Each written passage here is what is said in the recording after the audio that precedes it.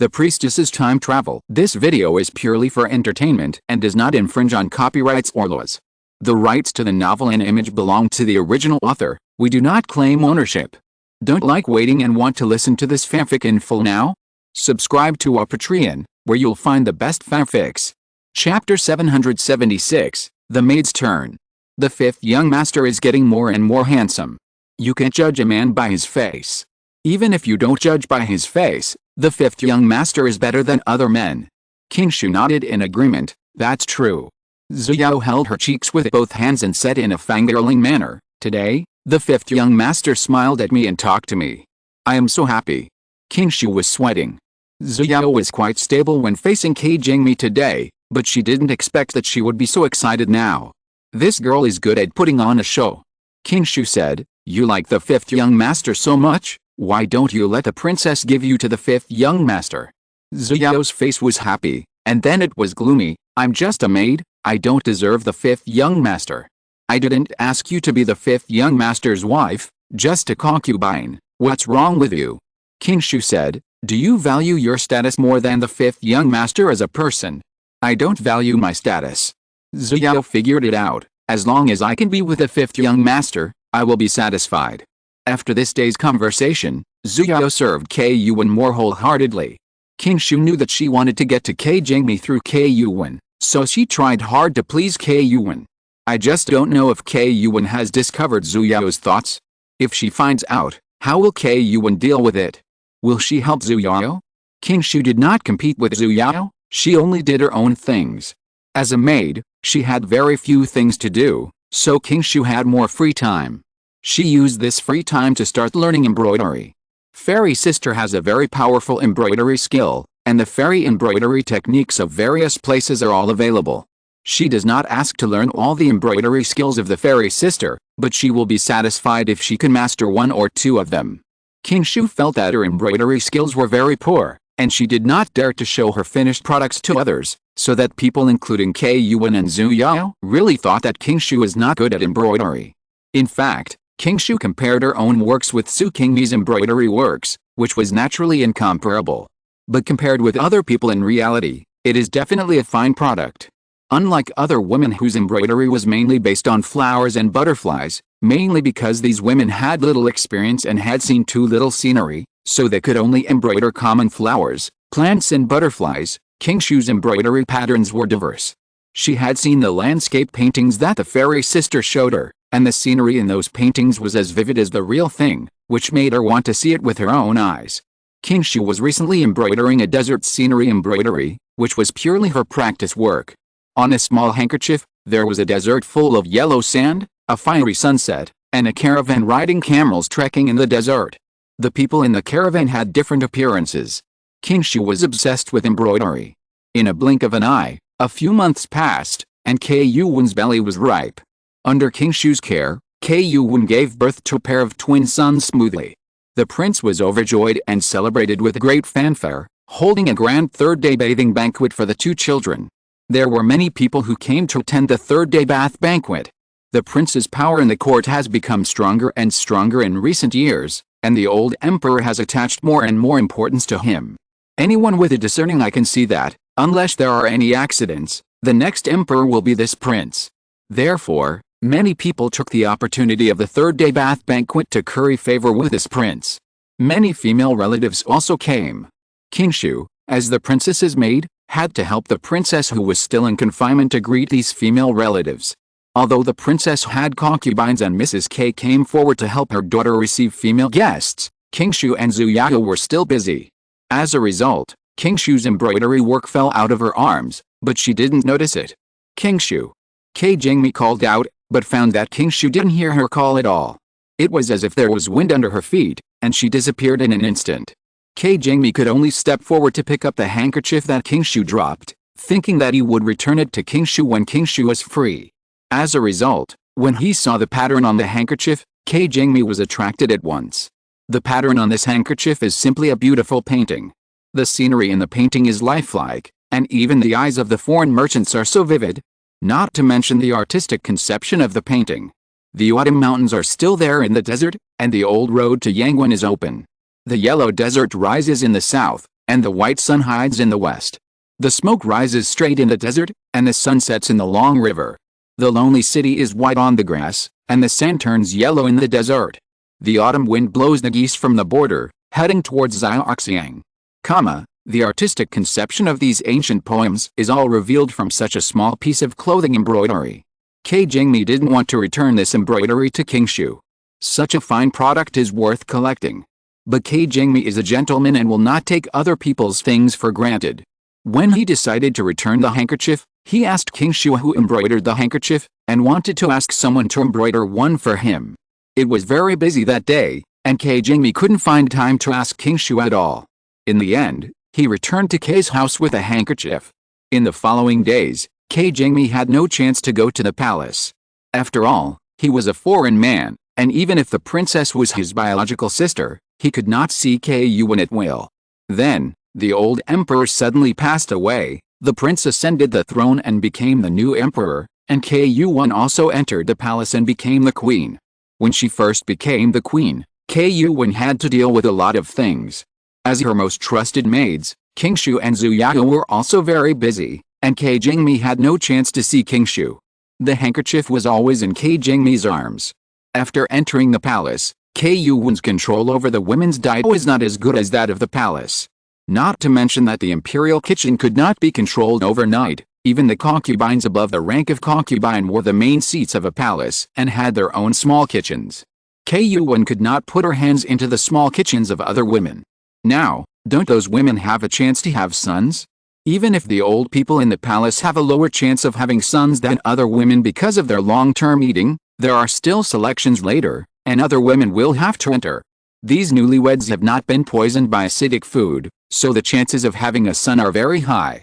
Yuan frowned and called Qingshu to her side. This time, in addition to Qingshu, she drove out even Zhu Yao. Qingshu's heart moved, and she intuitively felt that Yuan was going to use a big move. Sure enough, Yuan asked Qingshu directly, "Qingshu, is there a way to sterilize men without being discovered?" Yuan figured it out.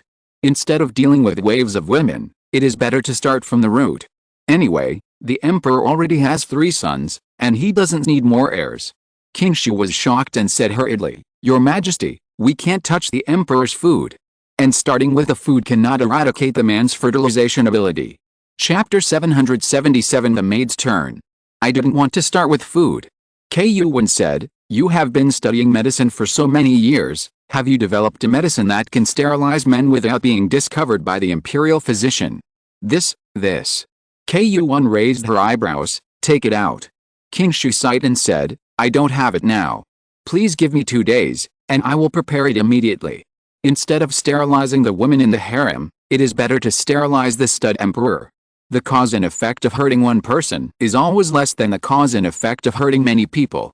Yuan lowered her eyebrows and said to Qingshu with satisfaction, "Qingshu, if you help me this time, I will repay you well. I will find you a good husband and give you a good status." Qingshu hurriedly said, "My queen, I want to accompany you and don't want to get married." Yuan thought Qingshu was shy, and smiled. "I understand your thoughts." "What do you understand?" Qingshu thought Yuan must have misunderstood something. 2 days later, Qingshu prepared a medicine that sterilized men. It was the first day of the new year, and the emperor was going to stay at Yuan's palace as usual. Yuan had people prepare a sumptuous meal, one of which was the emperor's favorite, so Yuan put the sterilization drug in that dish. After the emperor came, Yuan was very virtuous and personally served the emperor the dishes, watching the emperor eat more than half of the whole dish. Yuan showed a triumphant smile on her lips. Time passed quietly, and a year passed in a blink of an eye. The palace was going to select a beauty. The emperor was very much looking forward to it. The emperor was tired of seeing these old people in the palace, and he was eager to see fresh and delicious young girls. First, to satisfy his desire, and second, to let the newcomers give birth to sons for him. But he didn't know that he had long been denied the possibility of having a son by the queen. Before selecting a beauty, a small selection must be carried out to select some palace maids to enter the palace. Otherwise, when the beauty girls enter the palace, there will not be so many people to serve them. Mrs. K took advantage of the small selection to send the 4 maids trained by the K family into the palace and to Yuan's side. The 4 maids were carefully trained by the K mansion. One of them, a girl named Huaqiu, was simply a replica of Qingshu, a model of what Qingshu showed. No one knew Qingshu's actual ability. Qingshu understood that these 4 maids were here to replace her and Zhu Yao. Ke Yuwen was going to send her and Zhu Yao away. But she knew Ke Yuwen's biggest secret, and Ke Yuwen would definitely not let her out of her palm. How would she arrange herself? Qingshu was very curious. If Ke Yuwen's arrangement was not to her liking, she would just pat her butt and leave. Anyway, she was not a child born in the K mansion and had no relatives. The K family and Ke Yuwen could not threaten her with relatives. Qingshu pretended not to see Ke Yuwen's plan, while Zhu Yao didn't know what he thought of. He taught the 4 new palace maids very carefully, as if he wanted to teach all 4 palace maids at once so that she could leave the palace immediately. In addition to these 4 palace maids, 3 other palace maids entered Ke Yuwen's palace. One of the maids had a good look and a good personality, but she never showed up and was quiet, which made Ke Yuwen have a good impression of her. In addition to letting Zhu Yao and Qingshu teach the 4 maids sent by the K family, she also gave some guidance to the maid named Muhi. Zhu Yao and Qingshu also had a good impression of Muhi. However, Su Qingni recognized that this Muhi was the ultimate winner of the harem. Su Qingni pinched her chin. Muhi, the heroine of the harem fight, appeared, so her sister should have been possessed by the time-traveling girl, right? Since the 3rd-day bathing banquet for the 2 little princes, Qingshu finally met Ke Jingmi again. Ke Jingmi took out a handkerchief that had been in his arms and handed it back to Qingshu with some reluctance. Qingshu took the handkerchief in surprise and thanked Ke Jingmi. I thought it was lost, but it turned out that the 5th young master found it. Thank you, 5th young master. You're welcome. Ke Jingmi waved his hand and said, well, I want to ask, who embroidered this handkerchief? Qingshu said, it was a practice work of my free time. The practice work is so exquisite, Qingshu, you are really extraordinary. Ke Jingmi praised sincerely. Qingshu is indeed different from other maids. And Mulian is not an ordinary woman either. It's a pity that these 2 excellent girls are unlucky and become maids and slaves. But Mulian is much more ambitious than Qingshu. She wants to redeem herself and become a free person. Just this arrogance makes him admire her. Ke Jingmi thought of the unique maid in the mansion, and a smile appeared on the corner of his mouth. He decided that when he returned to the mansion, he would ask his mother to release Mulian, fulfill Mulian's wish, and let her be a free civilian. 5th young master? 5th young master. Qingshu called Ke Jingmi softly. Why did this person suddenly lose his mind? Did he think of something wonderful? Sorry, I just thought of something else. Ke Jingmi came back to his senses and quickly apologized to Qingshu. Nothing. Qingshu didn't care and said, 5th young master, you don't have anything else to do, right? I'll leave now. Wait. Ke Jingmi stopped Qingshu and said embarrassedly, Qingshu, your embroidery skills are so good, can you help me embroider a fan? Okay. Qingshu did not refuse, and was even happy because Ke Jingmi said she embroidered well. She always thought that her embroidery was not good. And it was just embroidering a fan, not a handkerchief or something, so it was not a private transaction. What kind of fan does 5th young master want? Qingshu asked. Ke Jingmi thought for a moment, and suddenly began to recite, I only love the lotus that grows out of the mud but is not stained, washes in the clear water but is not coquettish, is straight inside and outside, has no vines or branches, and its fragrance is even more pure as it spreads far away. It stands tall and clean, and can be admired from afar but not played with. Just embroider a picture of a lotus pond. Qingshu nodded and praised, the 5th young master is very talented. This sentence praising the lotus is really well written. Su Qingni laughed in her body. It seems that the time-traveling girl has come and hooked up with Ke Jingmi. Ke Jingmi replied, this on the love of lotus was not written by me, but by a wonderful woman. She is also a maid, but like you, she is very different. She is very talented and has many wonderful ideas. If there's a chance, I will introduce you to each other. Qingshu became interested in the woman Ke Jingmi mentioned and replied, okay. Ke Yuwen and Mrs. K stood by the window and saw the scene of Ke Jingmi and Qingshu getting along. Seeing Ke Jingmi take out a handkerchief from his bosom and give it to Qingshu, and Qingshu accepting it, Madame K frowned. Madame K said angrily, what's wrong with Jingmi? The daughter of a noble family doesn't like him, and he always gets involved with the maids. Ke Yuwen had heard from Madame K that Ke Jingmi had taken a fancy to a maid in the mansion, but she was not worried. Chapter 778, The Maid's Turn. It is very common for maids to love their male masters and climb into their beds. Ke Yuwen didn't know which maid was unusual, so she didn't take it to heart. But a maid, when her brother gets married, he can take the maid as a concubine. Ke Yuwen said to Madame K, "Mother, Qingshu has been with me since she was a child. Her knowledge and skills are different from those of ordinary women. She is only better than the maids in the mansion. It's rare that my fifth brother has a heart for her. How about I give Qingshu to my fifth brother as a concubine?" Madame K thought about it carefully and felt that this was a good idea. Although Qingshu was born as a maid, she now has the status of a fifth-rank female official. If she gets married, she can also marry into an official family and become the main wife. It is not a disgrace to your family to give your son a concubine. What's more, as Ke Yuwen said, Qingshu grew up with her daughter.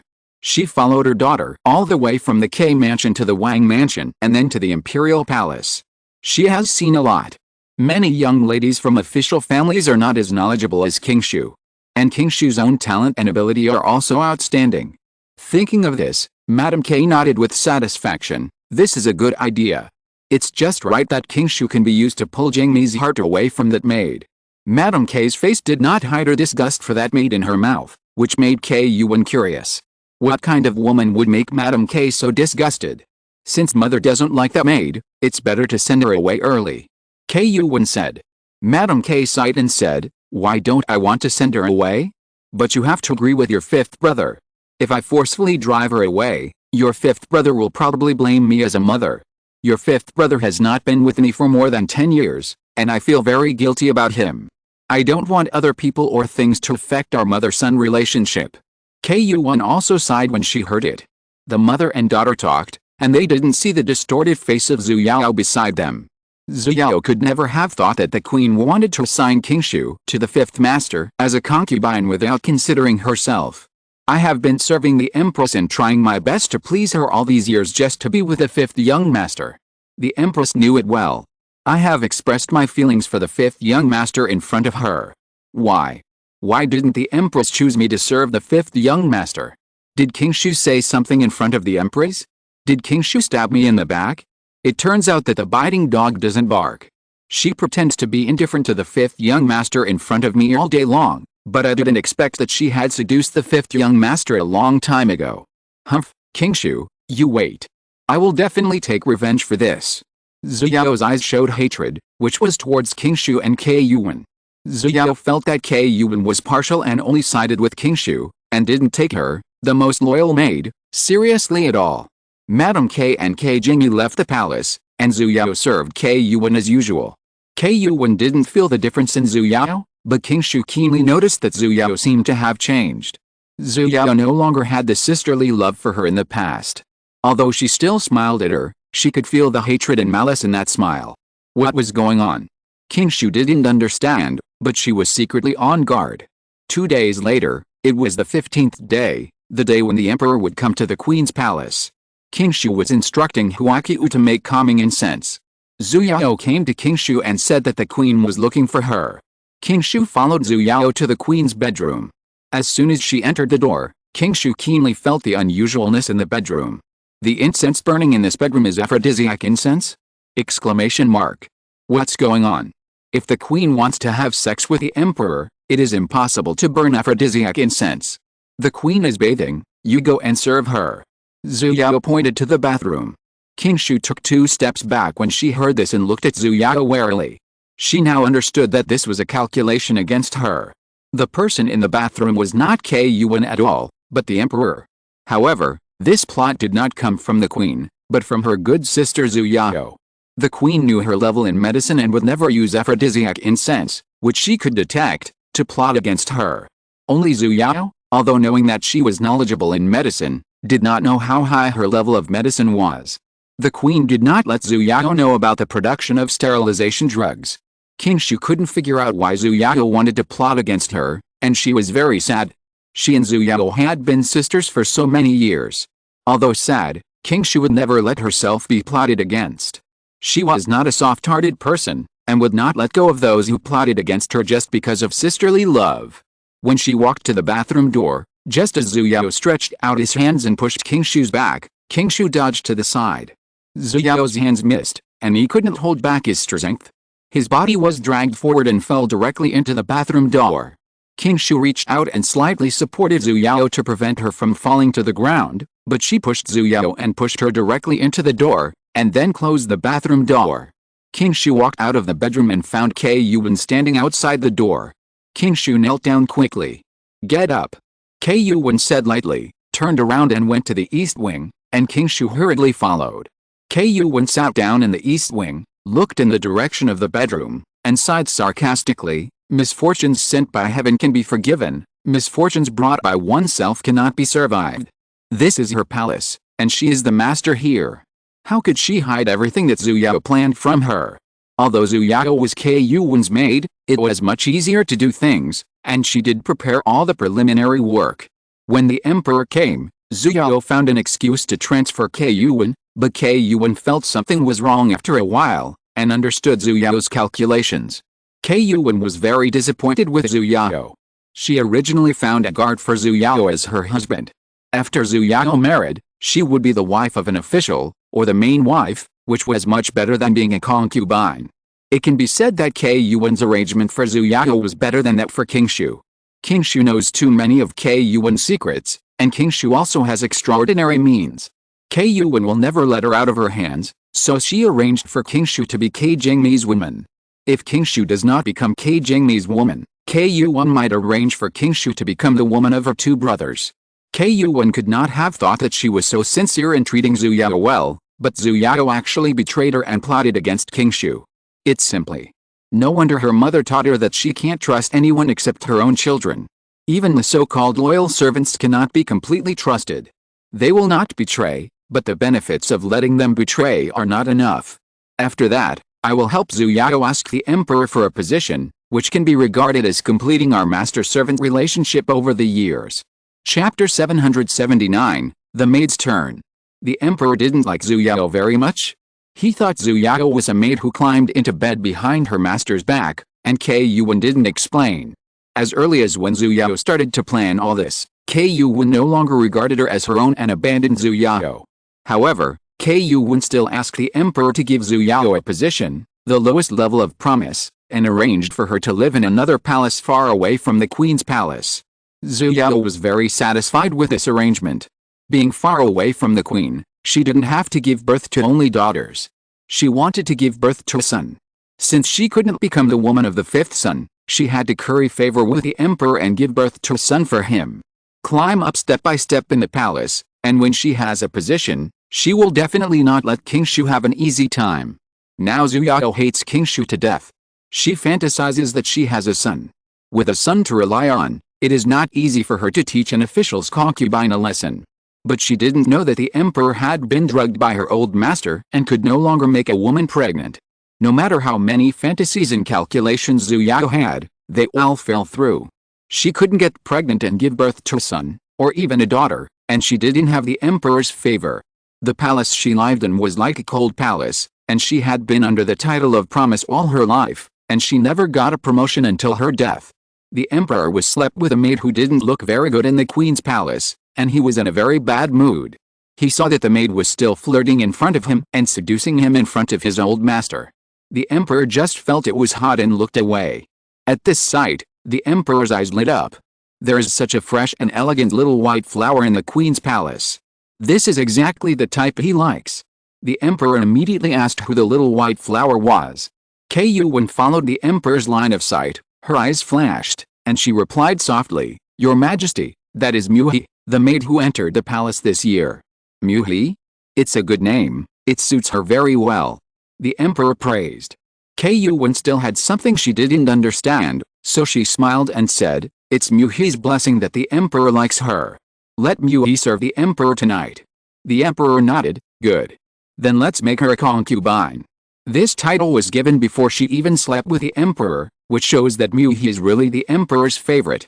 Kei Yuan called Muhi over and asked her to thank the emperor. Muhi was very happy in her heart, but she pretended to be terrified and shy on the surface to reduce the queen's fear of her. Her sister said that she had no background and no power to rely on in the palace, so she must pretend to be a little kid and show weakness in the early stage. Muhi thought her sister was right. What was inconsistent with her appearance was that she had great ambitions. She claimed that she was beautiful and wanted to be a superior person since she was a child. Entering the palace was the first step in her life plan.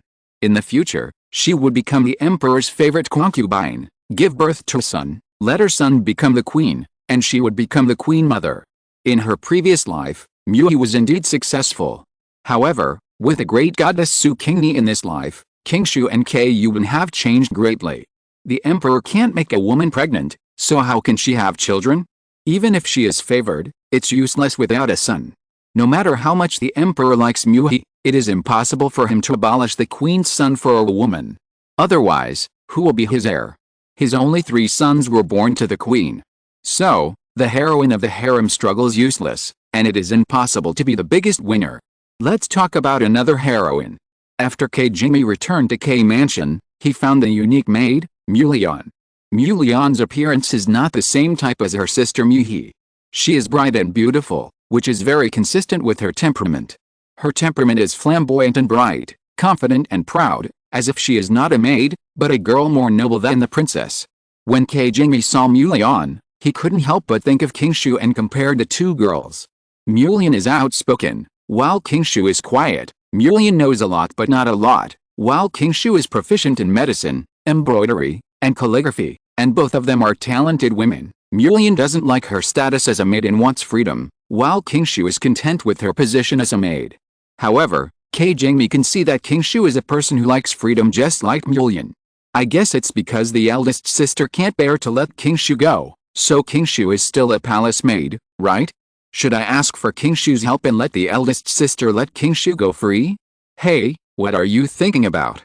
Mulian stretched out her hand and waved it in front of Su Qingni. The man in front of him is so handsome. The hottest young men now are not as handsome as Su Qingni. Even if there are people who look as good as Su Qingni, their temperament is far inferior to that of Su Qingni. I am so lucky that I met such a perfect handsome guy when I traveled through time. And this handsome guy is a little interested in me. If I work harder, I can hook the handsome guy.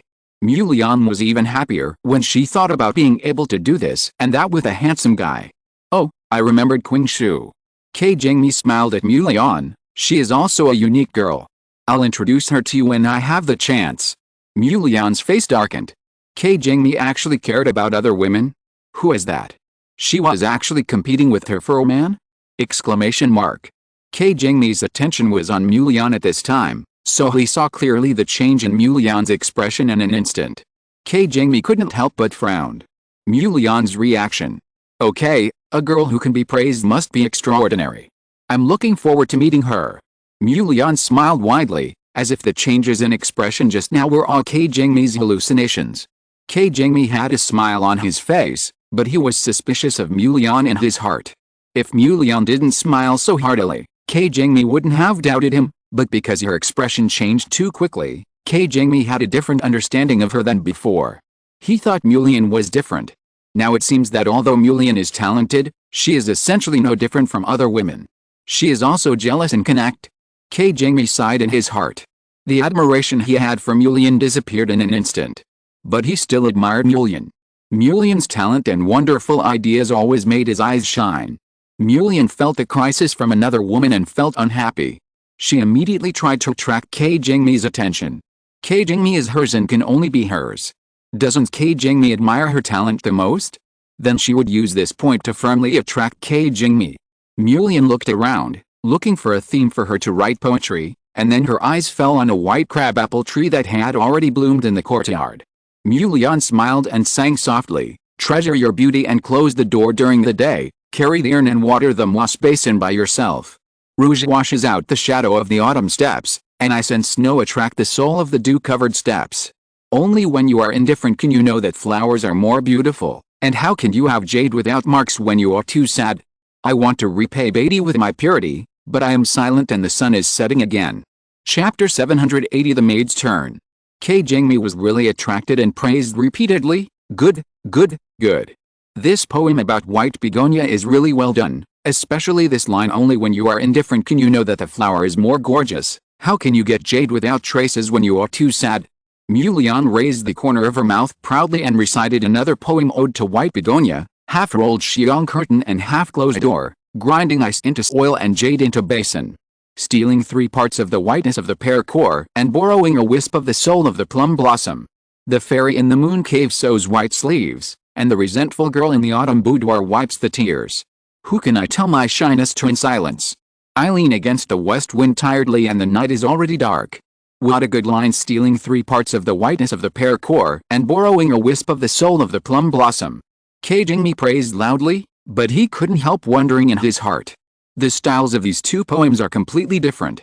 The former is calm and dignified, and the latter is elegant and unique. They are both masterpieces. How did Mulian write 2 poems at once? In fact, poets have their own style in writing poems. Even if the style is changed, the most essential things can still be seen from the works. Qingni recalled the poems that Mulian wrote. The styles changed too much and there were too many poems of various styles. She was just a maid in her teens. Even if she was good at studying, she had no chance to see the world outside the capital. How could she write so many poems about the scenery of different regions? How could a little girl write poems about the mentality of an elderly person in his 50s or 60s? How could she write poems that only people who had been on the battlefield could understand the emotions? In the past, I only thought that Mulian was talented, but now I think about it carefully. Are these really Mulian's talents? Many details that Qingni didn't pay attention to before were all discovered in Qingni's mind. Qingni found that he might have misjudged someone. Mulian didn't know that Qingni had doubted her talent and was still proudly showing off her talent.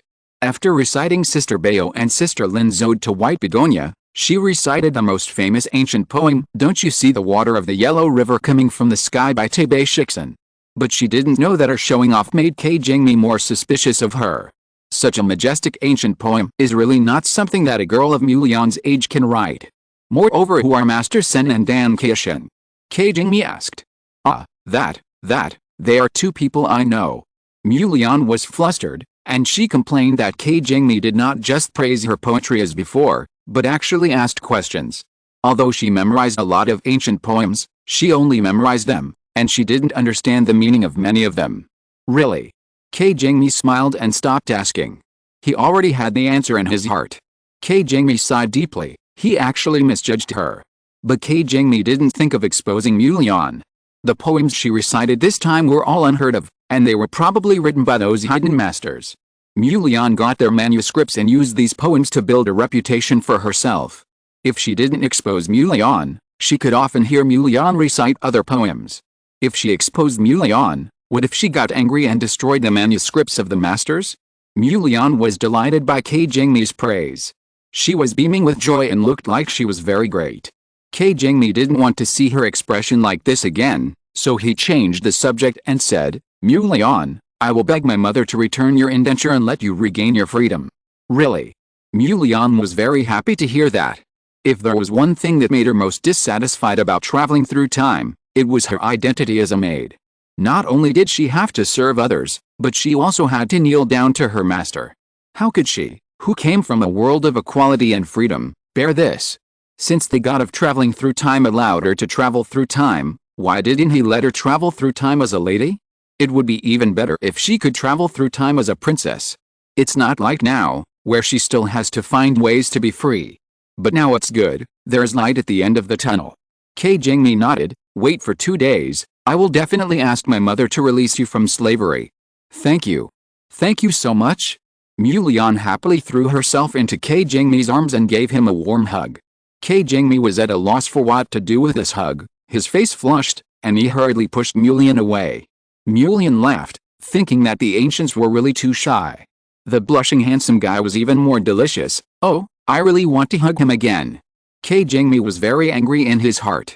Mulian was too undignified to be like this. How could a girl throw herself into the arms of a boy? Unless she wanted to seduce this man. It turned out that Mulian was no different from other women who liked to throw themselves on him. Forget it, let's quickly satisfy Mulian's wish, eliminate her slave status, let her leave the K mansion, and reduce the number of meetings with her in the future. Qingni quickly separated from Mulian, went to Mrs. K's yard, and proposed to Mrs. K to eliminate Mulian's slave status. Mrs. K misunderstood, thinking that her youngest son really liked such a maid, and wanted Mulian to be able to enter the K mansion as a concubine after she regained her freedom. You must know that there is a huge difference in status between a commoner concubine and a slave maid. The wife of the head of the house can dispose of slave concubines at will, and even buy and sell them, but it is different for noble concubines. If the wife of the head of the house is caught doing something excessive to noble concubines, she will also be punished. Mrs. K didn't want to hand over Mulian's indenture to K Qingni, but seeing her youngest son's insistence, Mrs. K didn't want to make the already shallow relationship worse, so she could only swallow her anger and hand over Mulian's indenture to K Qingni. K Qingni found Mulian and returned the indenture to her. Mulian was very happy, and took the indenture to the government to cancel her slavery. From then on, she was free. Mulian was very busy after leaving K's house. When she was in K's house, she got a lot of jewelry and good things because of K Qingni. She sold these things and exchanged them for a lot of silver money. She used the silver money to open a shop and sell Western cakes. The business was very prosperous for a while. Mulian was busy doing business to make money, and at the same time, she also met several Beijing sons who also had extraordinary family backgrounds, so she had no time to go to K's house to find K Qingni. K Qingni naturally would not take the initiative to look for Mulian again, as the two had not seen each other for a long time. Qingshu embroidered the lotus picture that K Qingni wanted and had someone send it to K Qingni. Looking at the lifelike lotus, K Qingni was even more amazed at Qingshu's embroidery skills. He regretted a little and should have asked Qingshu to embroider other patterns. Now he didn't want to carry this lotus picture with him. Fifth Master, Master Li and Master Sun are visiting. The servants reported to K Qingni. Please ask them to come to the garden, I will wait for them in the pavilion. K Qingni ordered. Master Li and Master Sun are good friends of K Qingni, the second son of the Minister of Rights and the youngest son of the President of the Hanlin Academy respectively. Chapter 781 The Maid's Turn. Li Weitong and Sun Heian had similar family backgrounds, ages and hobbies to K Qingni, so they naturally became good friends. Together with Chu Suzi, the son of Prince An, the four of them were called the four young masters of the capital by people in the capital, and were the dream lovers of the women in the capital. Qingmi, what have you been doing in your house these days? Why don't you come to play with us? Sun Heian was a lively person, and he started yelling before he even got close. K Qingmi stood up and said with a smile, I recently got a rare book, and I have been studying it at home, so I haven't gone out. Rare book. Li Weitong and Sun Heian's eyes lit up at once. As friends with the same hobbies, K Qingmi naturally understood their feelings, and smiled and said, I have finished reading it too, you can take it and read it. That's nice. Sun Heian smiled and patted K Qingmi on the shoulder. The two sat down in the middle of the pavilion, and the maid brought hot tea and snacks, and the three of them drank tea and chatted. Sun Heian laughed, Qingmi, you haven't been out these days, don't you know that a strange person has appeared in the capital? Strange person? K Qingmi raised his eyebrows in surprise. Li Weitong, who is the most stable of the four people, also showed a little excitement at this moment, and said, she is a very interesting and talented woman. The poems she wrote are very amazing, and each one is a masterpiece that can be sung for thousands of years. K Qingmi's heart moved, thinking that it couldn't be such a coincidence. He asked, who are you talking about?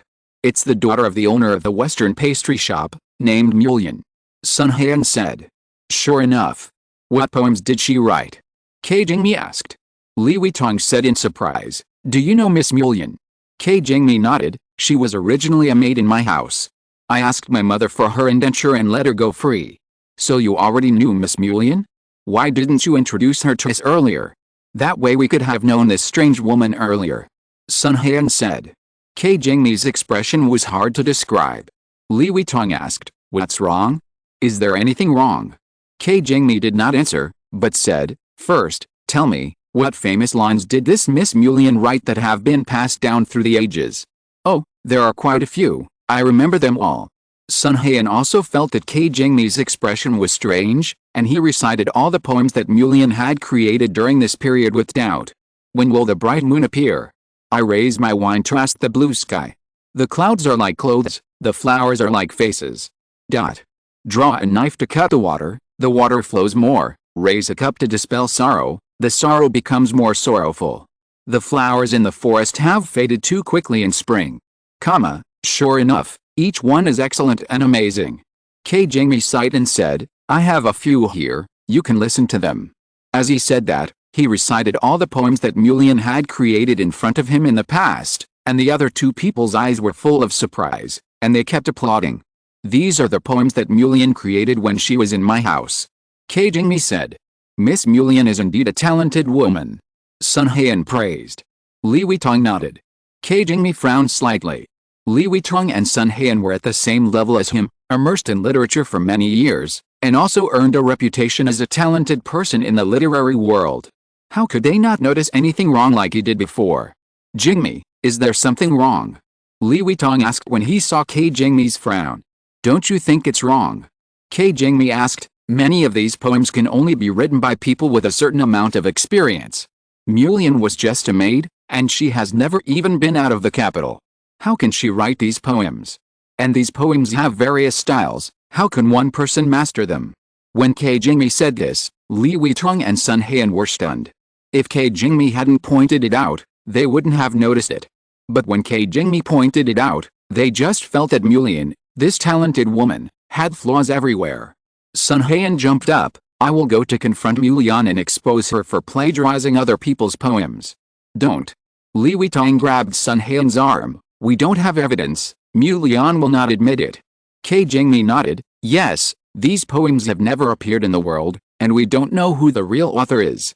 Mulian insisted that the poems were written by her, and then recited a poem that has never appeared in the world on the spot. Then we will be accused of being jealous of talent and accusing Mulian because we can't write good poems. At that time, our reputation will be damaged. Li Weitong nodded in agreement. Qingni is right, we can't rashly expose her without evidence. The two had a good impression of Mulian, but at this moment, all the good impressions were gone. Then let her be arrogant and deceive the world. But there is no way.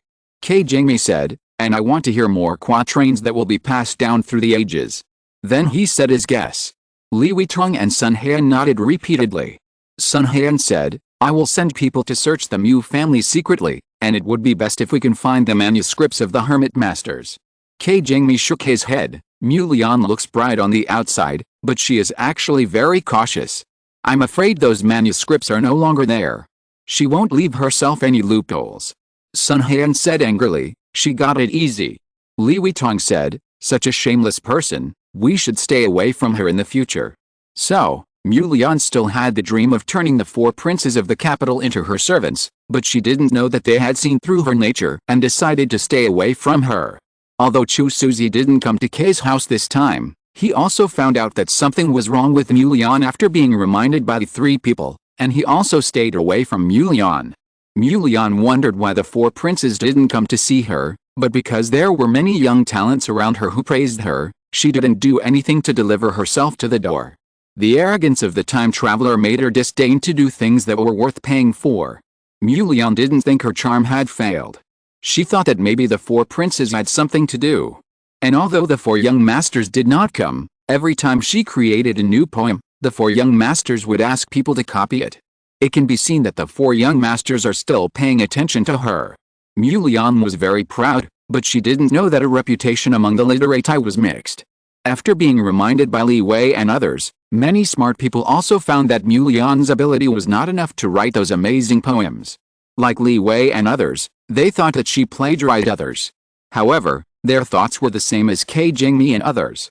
They wanted to hear more and better poems, so they did not expose Mulian. And the rest of them were completely influenced by Mulian's merry Suhalo. They thought that everything she did was right and were completely obsessed with Mulian. Surrounded by those people, Mulian really thought she was a favored daughter of heaven. If you're listening to this novel on a channel other than Fanfic World, it means they downloaded and uploaded it without effort. We cordially invite you to visit our channel, Mundo Fanfic Novelis. There you'll find the original version of this story and you can explore many other novels of various genres. We're waiting for you to immerse yourself in a world of incredible novels. Chapter 782, The Maid's Turn. Mulian's reputation in the capital is getting bigger and bigger, and even the emperor knows about Mulian's reputation as a talented woman. Today, Mu is already a noble lady and the emperor's favorite concubine. Hearing that Mulian is a sister who likes women, The emperor is very happy to summon Mulian into the palace and meet Mulian with Muhi. It is said that when the emperor met Muhi, it was like meeting true love. Except for her, all the women in the harem stood aside, and there was no intention to find new people. Even though Mulian is also very beautiful, the emperor faces her with the mentality of a brother-in-law to his sister-in-law. So, is Muhi worthy of being the heroine of the harem? In the previous life, Kuyuan did not have the help of Qingshu, who was trained by the great god, and she would never be able to beat Muhi, who has the aura of the heroine. But in this life, Kuyuan said, the emperor can take whatever you want. This person is already useless, and this palace is not rare. After this very friendly meeting, when leaving the palace, Mulian not only won the title of the world's most talented woman, but was also named the county lord by the emperor. Mulian's status is not ordinary. She has leapt over the dragon gate and the sparrow has turned into a phoenix.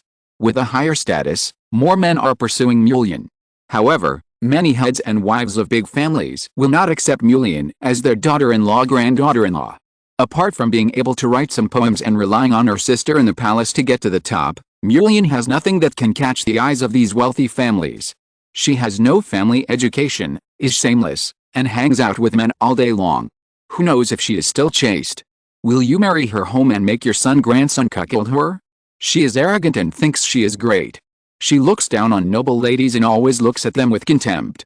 I really don't know what she is proud of. Therefore, after Mulian became the county lord, more people came to their house to propose marriage, but no one from a real family with a good status came. Mulian wanted to turn the 4 princes of the capital into her harem, and then choose the one she likes the most from them, and then hook the other 3. How could she marry someone else? It's just that the 4 young masters haven't come to see her for a long time, and none of the families who came to propose marriage are from their family. What's going on? Do they all dislike her? Impossible, they are obviously impressed by her beauty and talent. I didn't see it wrong. They looked at me with admiration and men's love for women. Is it because they were too busy some time ago, and they were separated from me for too long, so the feelings have cooled? No, I must meet them and rekindle their love for me. Now it's not okay to be reserved, I must make the 4 people like me again and become my loyal dogs. Mulian clenched her fist. She went to Kay's house to find Kay Jingmi first. Kay Jingmi had just received a fan painting of fishing alone in the cold river embroidered by Su Qingni, and he was happy in his heart. Even when he heard that Mulian came to see him, he didn't disturb this mood. Kay Jingmi received Mulian with a gentle and beautiful smile on his face. His attitude did not change much as before, but in the eyes of people who were not familiar with him, at least Mulian did not see the change. Mulian thought that Kay Jingmi still liked her, and happily showed off her talent again, and composed a poem "The Great River Flows East," which amazed Kay Jingmi. Kay Jingmi was immersed in this magnificent poem, and his attitude towards Mulian became better. He hoped to hear better poems from Mulian. Mulian was proud that Kay Jingmi was impressed by her talent again. If she said a few more poems, he would definitely be devoted to her. Mulian and Kay Jingmi were very satisfied with the meeting that day. Mulian thought that Kay Jingmi had become a reserve member of the harem in her hands, while Kay Jingmi was happy because he had obtained a few more eternal masterpieces. As soon as Mulian left, Kay Jingmi locked himself in the study to study those poems. But in the eyes of Mrs. K and other people in the K mansion, Kay Jingmi was deeply in love with Mulian, and he was sad after parting with her, and missed Mulian alone in the house. Mrs. K gritted her teeth in hatred and decided to find a wife for Kay Jingmi immediately and let Kay Jingmi get married. However, before she could even think about her future daughter-in-law, rumors spread in the capital that the 4 great princes in the capital were deeply in love with County Lady Mulian and would not marry anyone else. This rumor was so well known that many people believed it. Many girls were heartbroken because of it. The families of the girls that Mrs. K favored all rejected Mrs. K's marriage proposal because of this rumor. Just kidding, Kay Xiao is so obsessed with other women, wouldn't her daughter-granddaughter have to suffer if she married him? Mrs. K was so angry. She wanted to rush to Mulian's house and tear apart Mulian's face that seduced men. Humph, even if other families were unwilling to marry their daughters to their sons, she would never allow her son to marry Mulian, a shameless woman, and would never let Mulian enter the door of the K family. Mrs. K was so angry that she couldn't vent her anger, so she simply went to the palace to complain to her daughter. After hearing what happened, Kay Yuan sighed. Xiao's marriage is difficult. Madam K gritted her teeth. No matter how difficult it is, I will not allow that bitch to enter the house.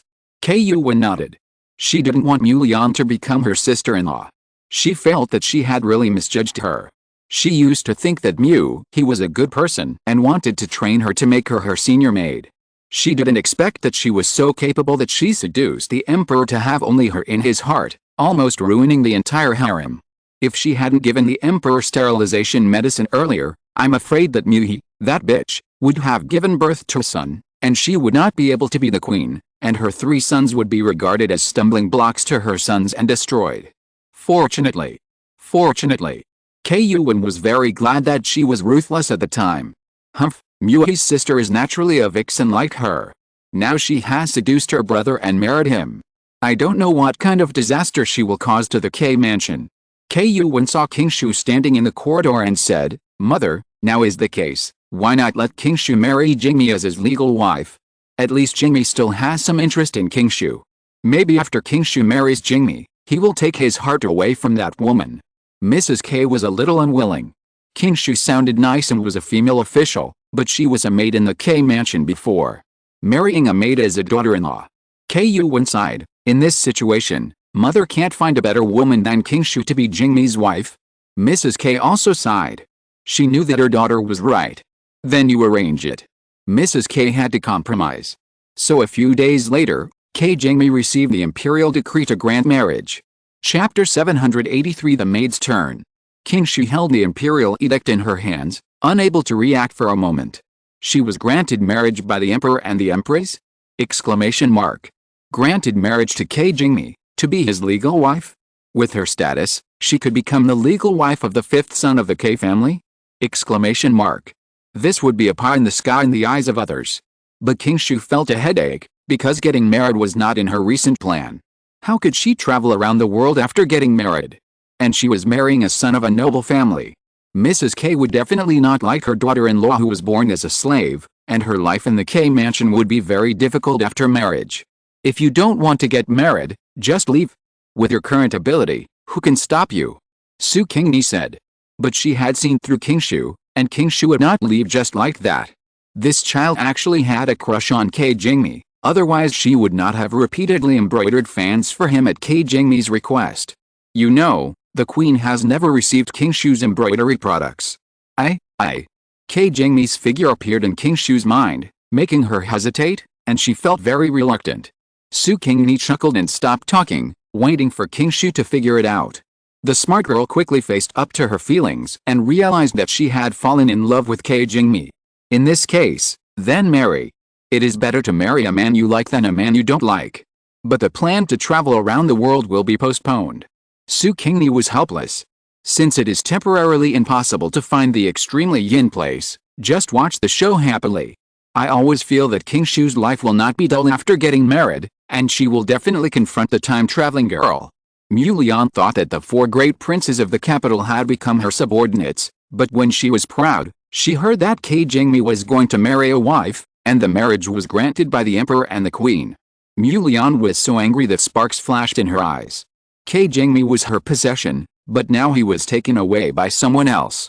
Who is Qingni's wife? She must be irreconcilable with her. Mu Lian sent her men to inquire about the situation and learned that Qingni's wife was just a maid, and she was lucky enough to be married to Qingni by the emperor and the queen. Mrs. K must have said something to the queen. This old woman has never liked me. In order to prevent Qingni from marrying me, she actually married her son to a maid. She is not afraid of others laughing at her and her son. Mu Lian was disdainful in her heart, but she was also relieved. But how could a maid be as good as me?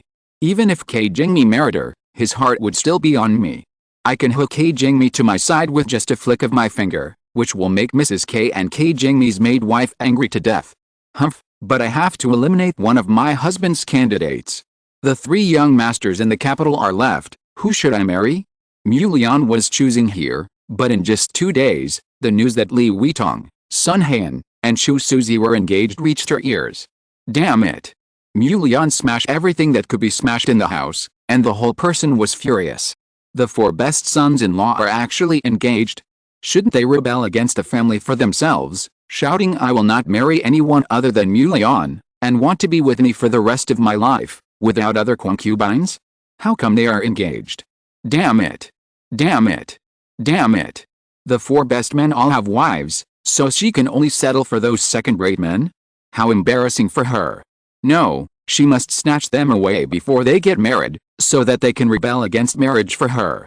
Mu Lian thought well, and really thought of herself as a Mary Sue who is loved by everyone. It is true that she does have the Mary Sue halo and reduced intelligence halo obtained by traveling through time, but these 2 halos only work on unprepared people. Su Qingni and the other 4 had already suspected her, so these 2 halos were invalid.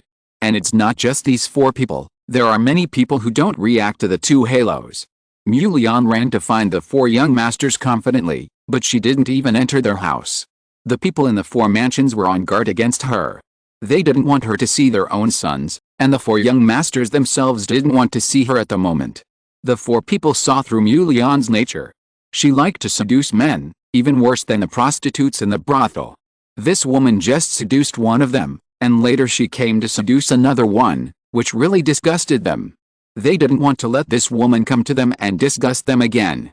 If they wanted to listen to good poems, they could ask the servants to inquire from other places, and it would be better not to do it themselves.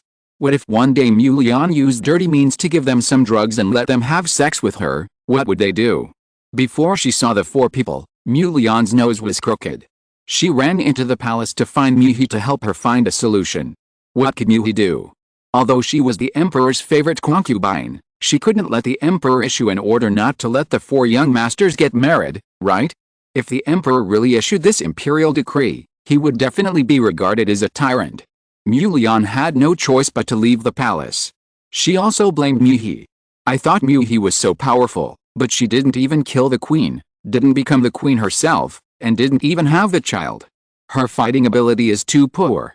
Mu Lian tried every means to appear at the banquet where the 4 young masters would appear, but unfortunately the 4 young masters were indifferent to her, polite and distant, completely different from her usual treatment. This made the rumors in the capital city turn 180 degrees. It was no longer that the 4 young masters were obsessed with Mu Lian, but that Mu Lian was shamelessly obsessed with the 4 young masters. The 4 young masters didn't like her, and the rumors that they liked Mu Lian were all spread by Mu Lian shamelessly. Mu Lian's image fell a lot at once. Many men who had a good impression of Mu Lian heard this rumor and saw the attitude of the 4 young masters towards Mu Lian, and their good impression of her decreased, so they got rid of the influence of the 2 halos. Mu Lian's suitors decreased significantly, and there were very few men around her, which made Mu Lian vomit blood. 4 young masters, I will never stop fighting with you. Mu Lian swore that she would make 4 men crazy about her and crawl at her feet to beg her to forgive them for favoring them. The 4 great masters, haha. They are not stupid. Just when Mu Lian was so angry that she vomited blood again, the wedding of Su Qingni and King Shu was held. King Shu married Su Qingni in a dress she embroidered herself. Her superb embroidery skills were displayed in front of everyone for the first time, which amazed everyone. Many young girls wanted to have a wedding dress like the one King Shu wore, and they all asked who made it for the bride. After knowing that the wedding dress was made by the bride herself, everyone couldn't help but put away their contempt for King Shu. No matter what, the bride still has her merits. Chapter 784, The Maid's Turn. Su Qingni's heart was pounding. He tightened the scale in his hand, took a step forward, and carefully lifted the bride's veil. The bride raised her face and smiled shyly at him. Su Qingni felt that he saw the flowers blooming, and a feeling burst out in his heart. Joy, like. He understood that he liked the bride. At this moment, he was very grateful to his mother and sister for marrying this woman to him as his wife. Su Qingni walked to King Shu and sat down. He held the bride's little hand with both hands and said in the bride's ear, "King Shu, I am very happy that you are my wife." King Shu blushed and looked more charming. "I am also very happy to be your wife." The hibiscus tent was warm for a spring night. After a night of lingering, the 2 newlyweds got up to serve tea to the elders of the K family. The K family was already waiting in the main hall. Sitting at the top were Mr. K and Mrs. K, and Su Qingni's 4 brothers and sisters-in-law sat on both sides of the bottom. Su Qingni took King Shu to serve tea to everyone one by one. Because of the relationship with the queen, the K family's attitude towards King Shu is quite good. Although her 4 sisters-in-law claimed to be born as young ladies of official families, they were more noble than King Shu and looked down on King Shu, but King Shu is backed by the queen, so they dared not show their contempt. But who is King Shu? How could they hide these expressions from King Shu, who had lived in the palace for so long and had seen so much? King Shu saw them clearly inside and out, but she just didn't bother to argue with him. The days after marriage are very happy. How could two people who like each other and accommodate each other be unhappy? Ke Jingmi found that King Shu was a treasure, which surprised him constantly. King Shu not only has a good level of embroidery, her fans, clothes and purses are all made by King Shu, and when she wears them, she attracts the admiration and envy of others. Her calligraphy is also very good, and even Ke Jingmi can compare with her flying white style. King Shu has read a lot of books and can write poems and lyrics.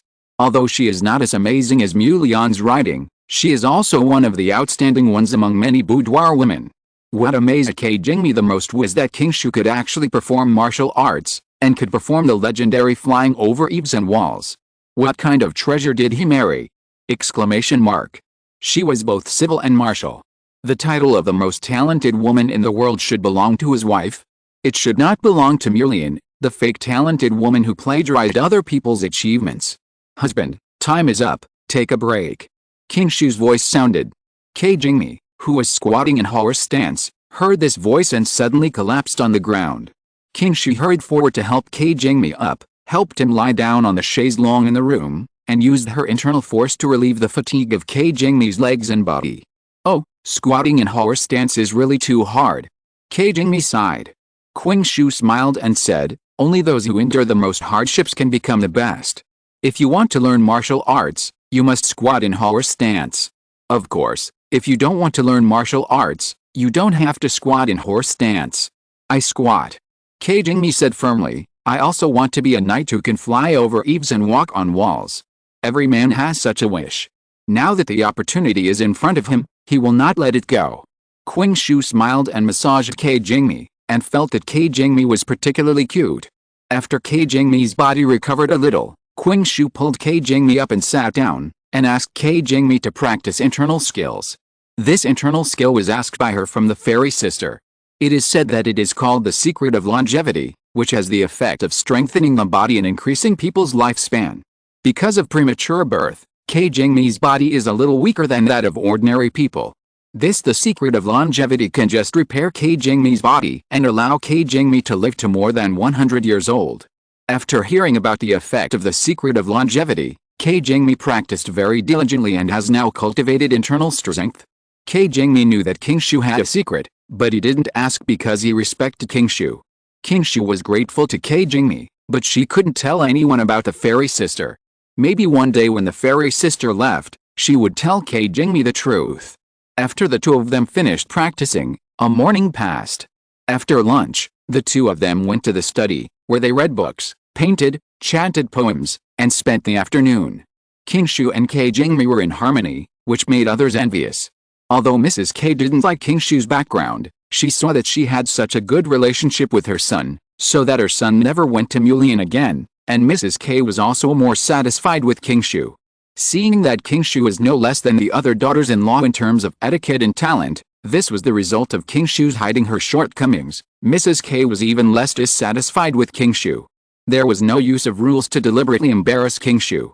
King Shu returned the favor and often made some delicious food for Mrs. K herself, and made clothes for Mrs. K by herself. Mrs. K ate nutritious and delicious food, wore exquisite clothes, and enjoyed the envious eyes of other ladies. She was proud and more satisfied with King Shu.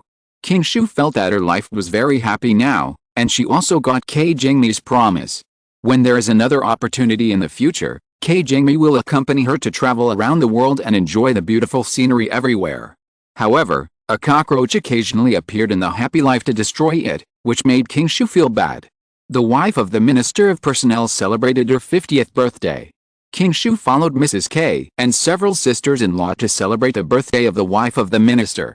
As a young daughter-in-law, King Shu was taken to the flower hall where young people gathered.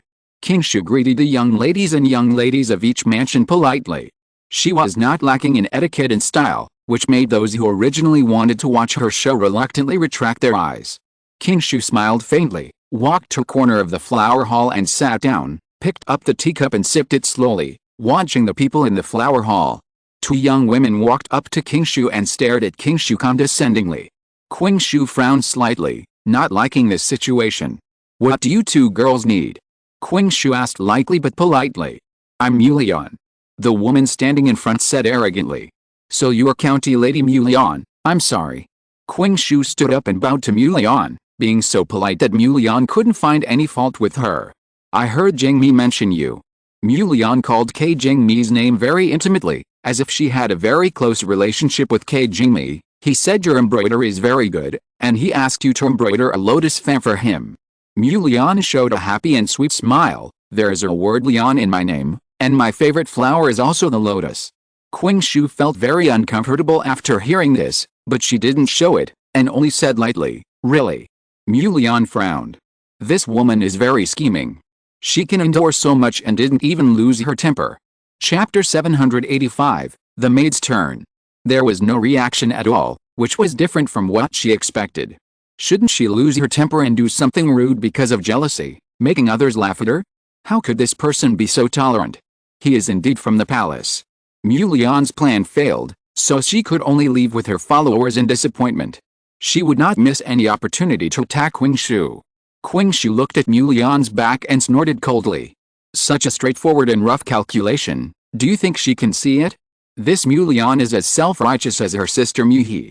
Many women have been paying attention to the two of them since Mulian ran to find Qingshu, and their faces have an expression of watching the fun. In the end, Qingshu didn't accept it, and Mulian returned empty-handed, which disappointed many people. These women don't like Mulian, but they are more jealous of Qingshu. Qingshu actually married their dream lover. How could they be friendly to Qingshu? They all hope that Qingshu will be embarrassed. Therefore, when Mulian proposed the poetry competition, most women strongly agreed, and everyone must participate and write at least one poem. Everyone knew that Qingshu was born as a palace maid, and she could not have received a good education. I am afraid she could not even recognize the characters, so how could she write poems? They were waiting to see Qingshu make a fool of herself. In the end, they were disappointed. Qingshu flicked her sleeves, and the pen moved like a dragon and snake, and a poem was completed. This handwriting was simply amazing: iron painting and silver hook, spring worms and autumn snakes, hard and soft, clumsy and clever, round and smooth. No one's calligraphy could match Qingshu. With just this one stroke, Qingshu easily defeated all the noble ladies present. Looking at Qingshu's poem again, although it is not the best, like every poem written by Mulian that can be passed down through the ages, it is also very good. It ranks among the top 5 among the poems of a group of noble ladies, excluding Mulian, the recognized great poet and talented woman. The noble ladies just felt embarrassed. Who said that palace maids are uneducated and illiterate? No wonder the emperor granted her marriage to K Jingmi. Mulian was so angry. She wanted to embarrass Qingshu, but she ended up making her lose face. Damn it, what's so great about writing well? What's so great about being able to write poems? Can it compare to her poems? Qingshu looked at Mulian. Has the county lady finished her poem? The follower beside Mulian snorted and said, County Lady Mulian can write a poem in 7 steps. She doesn't even need to write it down. Qingshu smiled. I see. She probably didn't dare to write. Qingshu couldn't help but care about this woman who had a story with her husband, so she had naturally investigated Mulian's situation. This person's title of the world's most talented woman is not worthy of the name. Not to mention whether the poems she created were really created by her, just her handwriting. Haha, Qingshu knew from the maid who lived in the same room with Mulian that Mulian's handwriting was like dog crawling, and many of the words were missing arms and legs. She did not write poems in public but recited them aloud, because she did not want to expose her shortcoming. Although Mulian has been practicing calligraphy for so long, her handwriting finally does not look like dog crawling, but it still lacks style and is not presentable. Mulian felt that Qingshu was laughing at her. Could it be that K Jingmi told Qingshu that her handwriting was not good? But she had not exposed her handwriting in front of K Jingmi.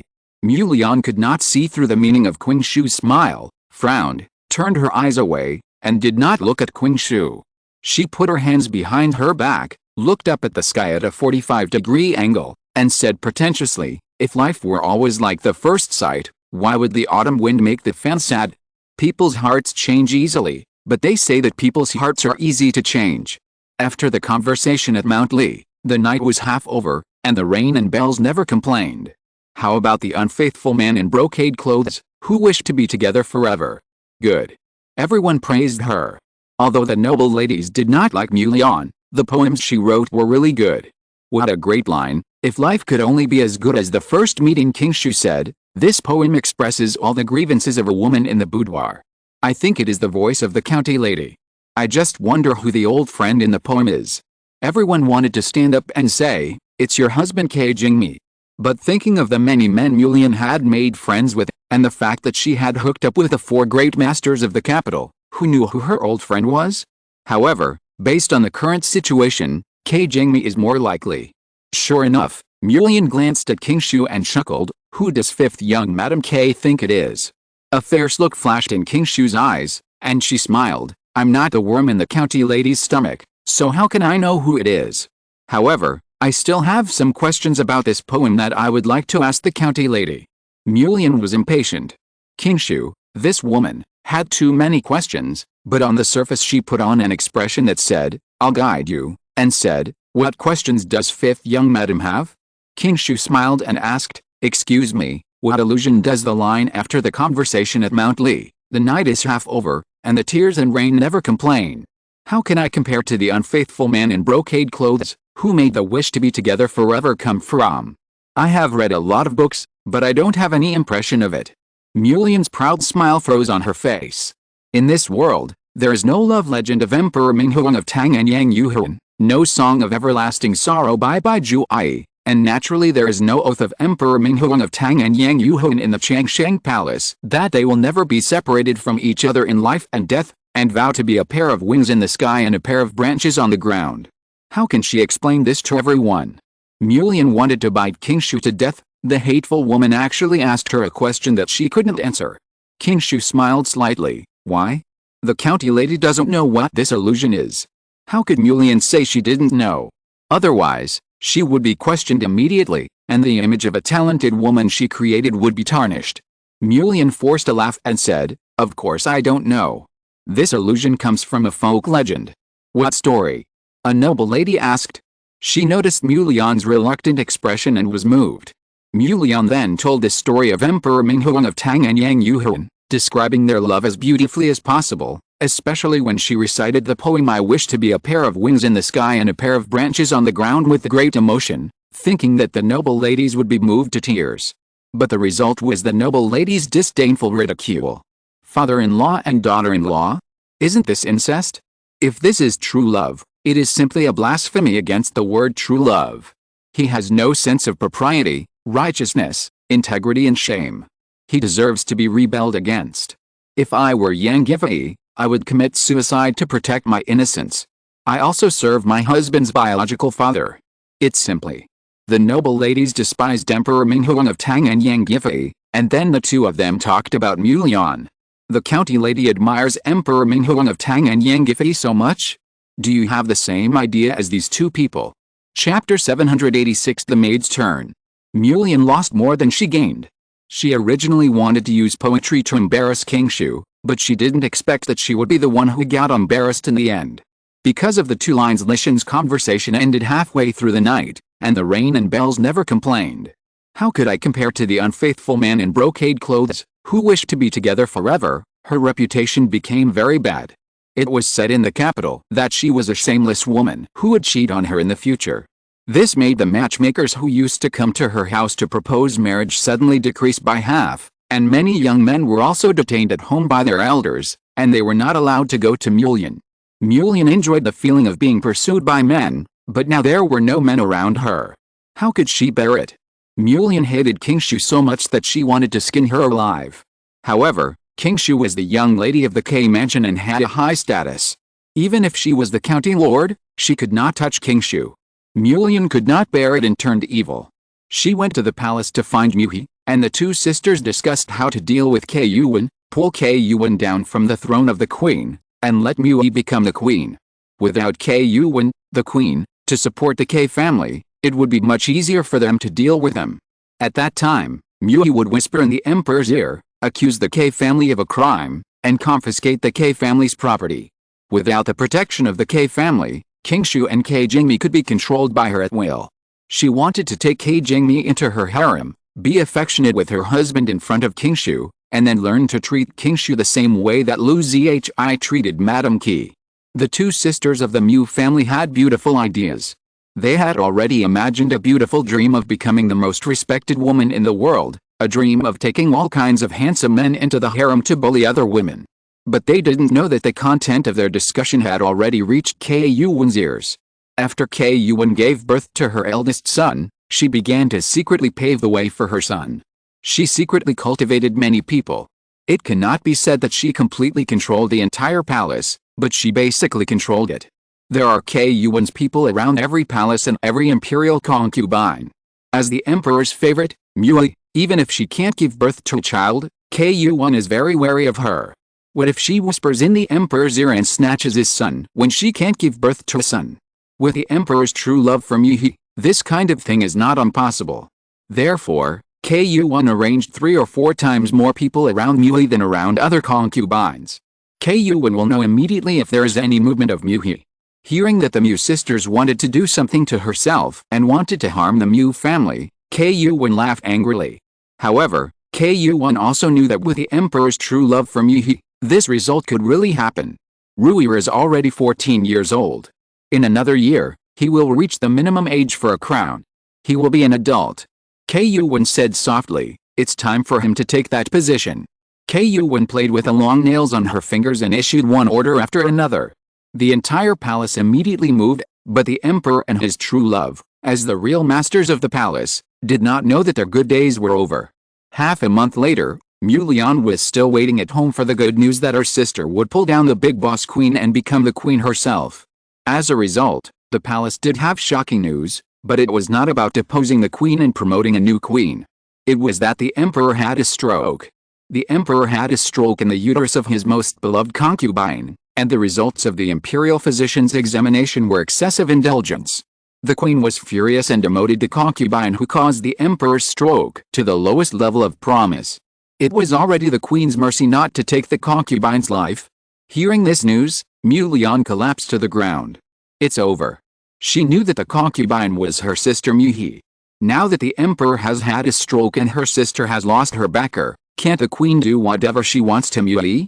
It's not easy for Mu to survive, and it's impossible for her to have a backer.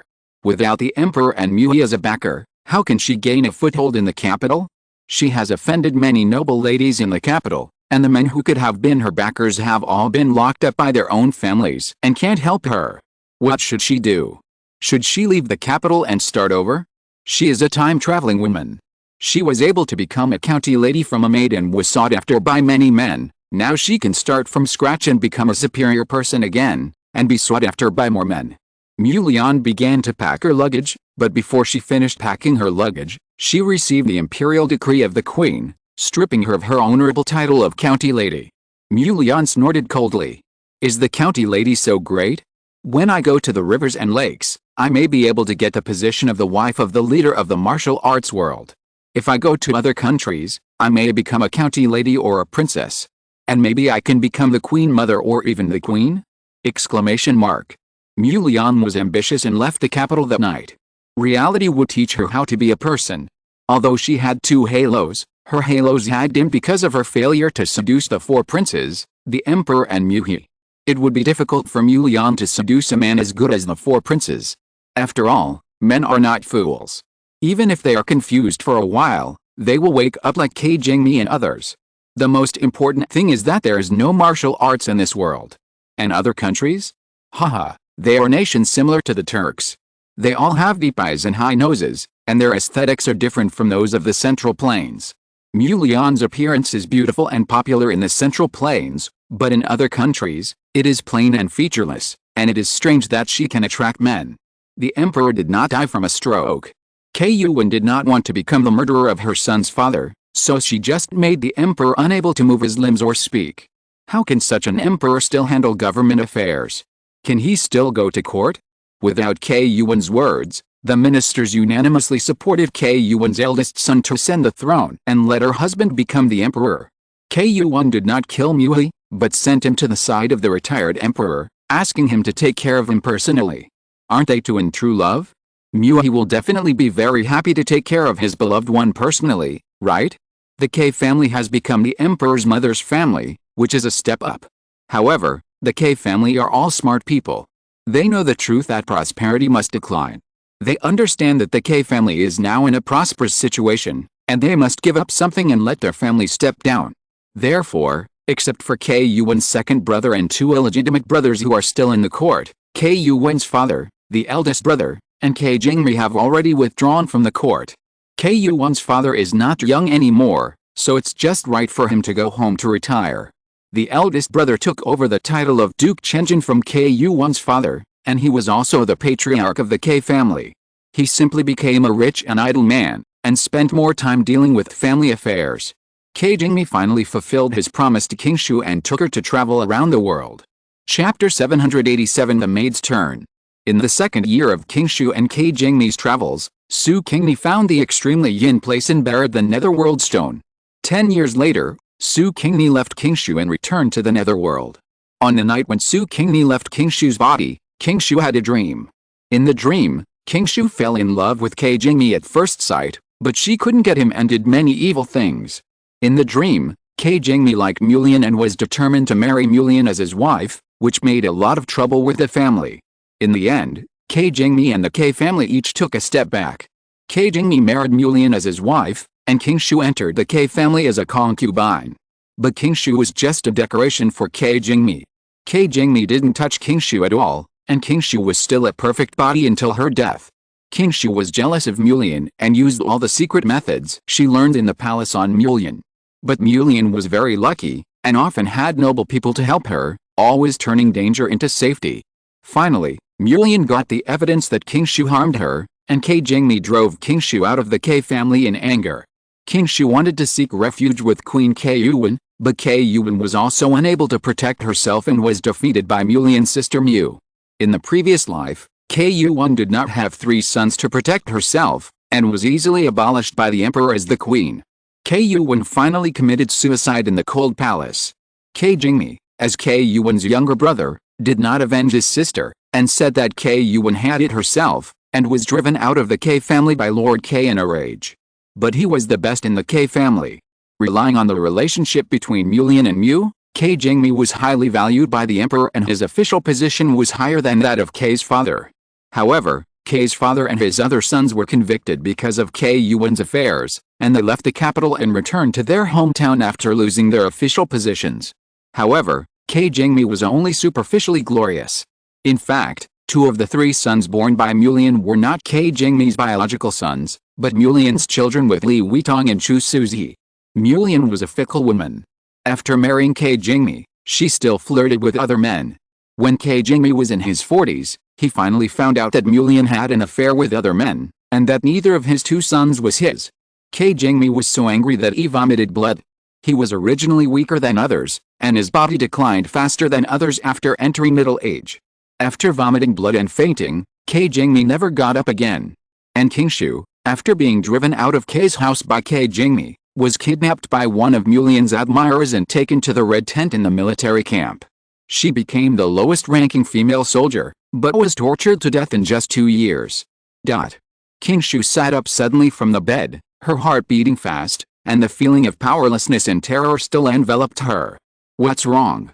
K Qingni stood up, put his arm around Qingshu's shoulders, and asked with concern. Hearing this familiar voice, Qingshu froze all over. The scene in her dream made her unable to accept K Qingni for a while. Nothing, I just had a nightmare. Qingshu broke free from K Qingni's hand, fell back on the bed, covered her face with a quilt, curled up in the quilt, and said sullenly, "It's late, go to sleep." K Qingni frowned. Qingshu's reaction was very strange. What dream did she have? Seeing Qingshu curled up, K Qingni sighed, fell back to Qingshu's side, and asked again tomorrow. Qingshu felt that K Qingni was lying beside her, and her mood was very complicated, but she was not sleepy. But she endured and pretended to be asleep. She was really in no mood to face K Qingni at this time. Staring at the darkness with eyes open, I don't know how long it took, Qingshu finally couldn't resist the sleepiness and fell asleep. The next day, when Qingshu opened her eyes, it was already bright. 2 beautiful and cute children were sitting at the head of the bed. When they saw Qingshu open her eyes, they immediately shouted happily, "Mom, sleepin', The sun is shining on your butt. Qingshu looked at the two cute children, and all the entanglements in her heart were scattered at once. She quickly sat up and hugged the two children tightly. This is her child. Her baby. Mom, don't hold us anymore, get up and have breakfast. The little daughter said softly in Qingshu's arms. The son followed. Dad asked someone to prepare fish porridge and soup dumplings that Mom likes the most. Your dad? Qingshu suddenly laughed. She was really crazy, and she actually took the things in the dream seriously. Qingni was so good to her, how could he treat her the same as in the dream? The dreamer didn't have two lovely children. She was really stupid, and was actually affected by a nightmare and doubted her husband's feelings for her. Mom. The two children called Qingshu in confusion. Why did Mom suddenly laugh? Qingshu let go of the two children and asked them to find their biological father first. She got up, put on her coat, washed up and went out. Qingni was sitting in the main room with the two children waiting for her. When their eyes met, they both smiled, and all the stones in their hearts fell to the ground. The couple took the children to eat breakfast and sent the two children out to play. The two sat together, and Qingshu talked about the situation in the dream yesterday. When Qingni heard that he had driven Qingshu out of the K mansion from Yulian in his dream, he hurriedly held Qingshu's hands and swore, "My wife, I don't have any admiration from Yulian. I only love you. I will never hurt you because of that woman." Qingshu hummed and smiled, "I believe you." Qingshu told Qingni all the experiences in her dream.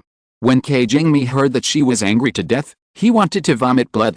How stupid was he in the dream? Exclamation mark. Both of them had a feeling in their hearts that maybe this dream was what they had experienced in their previous lives. Qingni was so scared that he could only feel fortunate that he had seen through Yulian's true face early in this life and did not get involved with this woman. Fortunately, he chose the right person he loved. Qingshu was also fortunate in her heart. Only she understood the most fundamental changes between this life and the dream.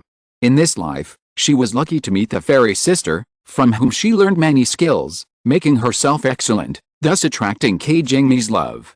It was precisely because she and Qingni loved each other that she did not do so many bad things out of jealousy, and was not rejected and abandoned by Qingni. It was also because she learned useful skills from the fairy sister that she was able to protect Kuyuan and help her give birth to 3 princes, the emperor's only 3 sons, making Kuyuan invincible from the beginning and preventing Mu He from replacing Kuyuan as the queen as in the previous life, and from supporting Mulian. Thank you, fairy sister. Qingshu said in her heart, but she didn't know if the fairy sister who left would hear her thanks. It should be possible, she is a fairy. Qingshu smiled at Qingni. Didn't you know that I have a secret? I can tell you now. Chapter 788 The Goddess Builds the Great Wall. Su Qingni returned to the Lich world to rest. After coming out of retreat, she did not start traveling immediately. Instead, she received an invitation from the Queen Mother of the West. We are short of one person. Come and fill in for a while. Su Qingni then went to West Kunlun and started to build the Great Wall with the Queen Mother of the West, Nuwa and the 9 Heavens mysterious lady. Su Qingni rarely played mahjong, and her skills were not as good as the other 3, but her luck was better than the other 3, so she was neither losing nor winning after a few rounds. The goddesses were very honest when playing mahjong, and they would never cheat with fairy magic. The 4 goddesses chatted while playing cards, and the topics were all over the place. As they were talking, a black light flew over from the sky and rushed towards the Queen Mother of the West. The Queen Mother of the West waved her hand calmly, and the black light shattered and dissipated in the air. The other 2 goddesses looked indifferent, with a look of indifference. Su Qingni saw it for the first time and was quite curious. She saw clearly that the black light was a huge resentment and curse. Being able to travel through time and space from another world to come here, how much does the person who sent out the resentment and curse hate the Queen Mother of the West? Not hating me. The Queen Mother of the West took a sip of peach blossom drunk. Well, when the goddesses are not playing cards, they will read novels and watch TV. The fairy tale dramas on Earth in the 21st century are taken out by the goddesses as entertainment. These resentments are directed at the one in Yaoji. However, there is only one word difference between my position and that of the god. Many people can't figure out the difference between us, so they call my name and send resentment. Look, all these resentments are coming to me. Su Qingni gave the Queen Mother of the West a sympathetic look. The Queen Mother of the West smiled. Don't sympathize with me. I think this is quite interesting. Sometimes when you feel bored, You can decompose these resentments, get information from them, and see what the person did to make others resent her so much. It's also quite interesting to use it to kill time. Su Qingni gave the Queen Mother of the West a thumbs up. Niangniang asked the Queen Mother of the West, "What's going on with this resentment?" The Queen Mother of the West replied, "It's the resentment from another small world. That world is very similar to the world composed of the plot of the Lotus Lantern that we watched before. The three holy mothers were imprisoned under Mount Hui, and Erlang Shen trained Liu Chengxiang to split the mountain to save his mother and release the new heavenly rules. The projection in that world exists as a villain, and the so-called protagonist and important supporting characters have deep resentment towards her. Now, the resentment has come to me." The Queen Mother of the West was surprised. "Since this is a world with gods, how come you can't even tell the Queen Mother of the West from the Queen Mother?" The Queen Mother of the West snorted and said, "It's just a mirror world formed by prehistoric fragments. How much information about the prehistoric native gods can it obtain? It's good to have the Jade Emperor and the Queen Mother. For ancient gods like me, that world has no information at all." "What about me?" asked the Queen Mother of the West. Queen Mother of the West said, "That world doesn't have any information about you or Qingni, but it has information about Nuwa, but Nuwa is a legendary existence and no longer exists between heaven and earth in that world. It's boring." The Queen Mother of the Nine Heavens lost interest in that world after hearing that. Su Qingni's heart moved, and she always felt that she had a connection with that world. Is it the next world she traveled to? Su Qingni asked Queen Mother of the West, "Can you connect to that world through resentment?" Queen Mother of the West shook her head, "No. Resentment is not a physical entity and can easily pass through the turbulence of time and space, but it is difficult for those of us who have physical entities to find a world in the turbulence of time and space." Su Qingni was inevitably a little disappointed. She was still thinking that if Queen Mother of the West could connect a world through resentment, she could ask her for help, and she wouldn't have to travel through time and space all the time. What a pity. 80,000. The Queen Mother of the Nine Heavens threw a card. Bang! Su Qingni quickly took the card that Jiu Tianjuan dropped, and said happily, "It's a slap, big 3 yuan." The other three goddesses saw Su Qingni's card inside together, and took out a magic weapon from their sleeves and threw it to Su Qingni. "You are so lucky," Jiu Tianjuan said in a jealous tone. "That's it." Su Qingni was proud. Nuwa said, "Among the four of us, Qingni has the most merits, and the way of heaven naturally favors her." Merits, it's really a good thing. Queen Mother of the West and Jiu Tianjuan were envious. The other two present were people with rich merits, and they also gained great benefits because of their merits. Nuwa could directly become a saint by virtue of the merits of creating humans. And Su Qingni also became a quasi-saint because of teaching the human race to gain merits. You have to know that they practiced to the level of quasi-saints for thousands of years. The Queen Mother of the West and the Nine Heavens Mysterious Lady naturally also gained merits, but they had not done anything beneficial to the prehistoric world, and the amount of merits they gained was very small, and they could not even help them improve their cultivation. It's not easy to gain merits now. The Queen Mother of the West sighed. Su Qingni blinked and said, "The prehistoric native heavenly way is complete and standardized, and it is difficult to gain merits. But it is still possible in other worlds. Some of my merits came from other worlds. It's just that traveling through time and space is too dangerous. If you want to go, you must be prepared." The Queen Mother of the West and the Nine Heavens Mysterious Lady were tempted. Going to other worlds to gain merits is indeed a good idea. As for the dangerous time and space travel, the Queen Mother of the West has many magic weapons, one of which is called Kunlun Mirror, which has the ability to travel through time and space, and can give her a lot of help at that time.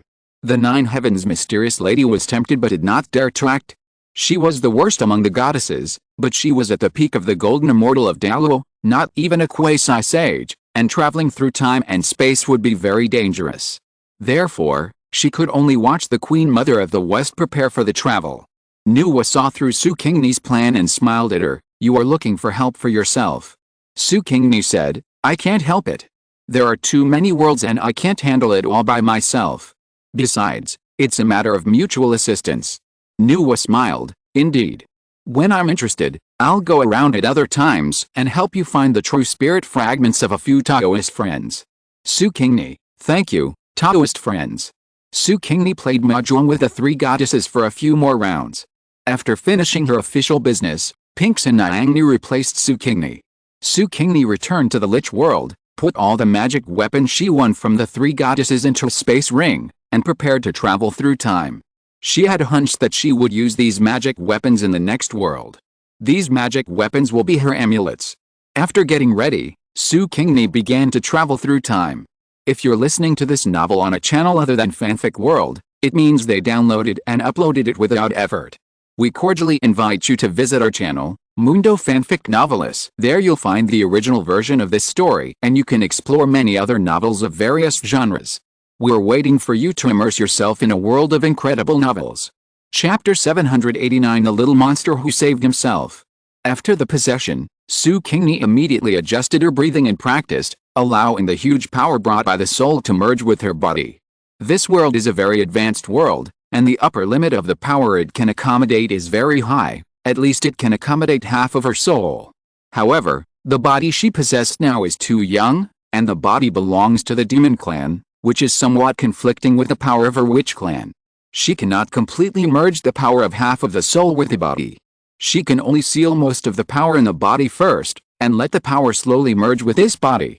Half a night has passed, and Su Qingni has merged only 1% of the power of the original body, and is still a little weak. Well, if compared with ordinary people, it is not a little weak. But there are a lot of gods and monsters in this world, and now she's a little weak, isn't she? The soul of the original body did not disappear, but fell asleep in the body. Su Qingni cast a spell to soothe the soul for the little guy, so that the little guy can sleep more sweetly. Have a good sleep, little guy. I will take your place to get through the disaster that belongs to you. When you wake up, you can live freely and at ease. After doing all this, the sky in the east was already white. Su Qingni stretched and climbed down from the stone bed. Well, the place where she lives now is a cave, and most of the furniture in the cave is made of stone. The area of the cave is not small. There is also a stone bed on the other wall opposite her stone bed. A little boy lies on it. He is 2 or 3 years older than the little boy in the body she possessed, about 7 or 8 years old. Well, this time she traveled through time and space and became a little boy of 5 or 6 years old. He is not completely human, but a hybrid of human and demon. The original body and his brother are indeed famous, but they are also not famous. Is this sentence too contradictory and nonsense? No, it makes sense. Because the original body and his brother are indeed known by many people, but their names are not known. Why? Because they are small cannon fodder in a classic masterpiece that has been circulated for hundreds of years. This classic novel tells the story of a monk who took a monkey, a pig, a horse and a kappa to the west to buy books at public expense, doing cleaning work along the way. The father of the original body and his brother was the famous Kimu Lang, a civil servant in the heaven. Because he wanted to be immortal, he went down to the mortal world and gave birth to the original body and the original body's brother with his old lover Princess Beihuaxiu. The heaven prohibits immortal and mortal love, and the original body and the brother are the evidence of Kimu Lang's mistakes. In order to destroy the evidence, the pig who was a colleague of Kimu Lang in heaven fell to death the original body and the original body's brother. As a result, the biological mother of the two unfortunate children can go back to be her princess as if nothing happened, and then marry another husband and give birth to normal human children. The biological father returned to the heaven, without evidence of bad fate, and was given a lighter sentence. He just helped the master of alchemy to burn fire for 100 years and continued to be his civil servant in the heaven. It's just a pity for the two children. Since they were destined to die, why did Kimu Lang and Princess Beihuaxiu want them to be born in this world? Wouldn't it be better not to have children? Su Qingni sighed, and felt very sorry for the original body and the original body's brother. These were two children who knew nothing. At this time, there was a movement on the stone bed opposite, and the original body's brother Hu Ayan got up. The original body's brother was called Hu Ayan, and the original body was called Beiwu, a name randomly given by Kim Yiling. Hu Ayan had a pair of gray eyes, and there was a strand of silver in the original body's hair. "Brother, why did you wake up earlier than me today?" Hu Ayan asked puzzledly, rubbing his still sleepy eyes.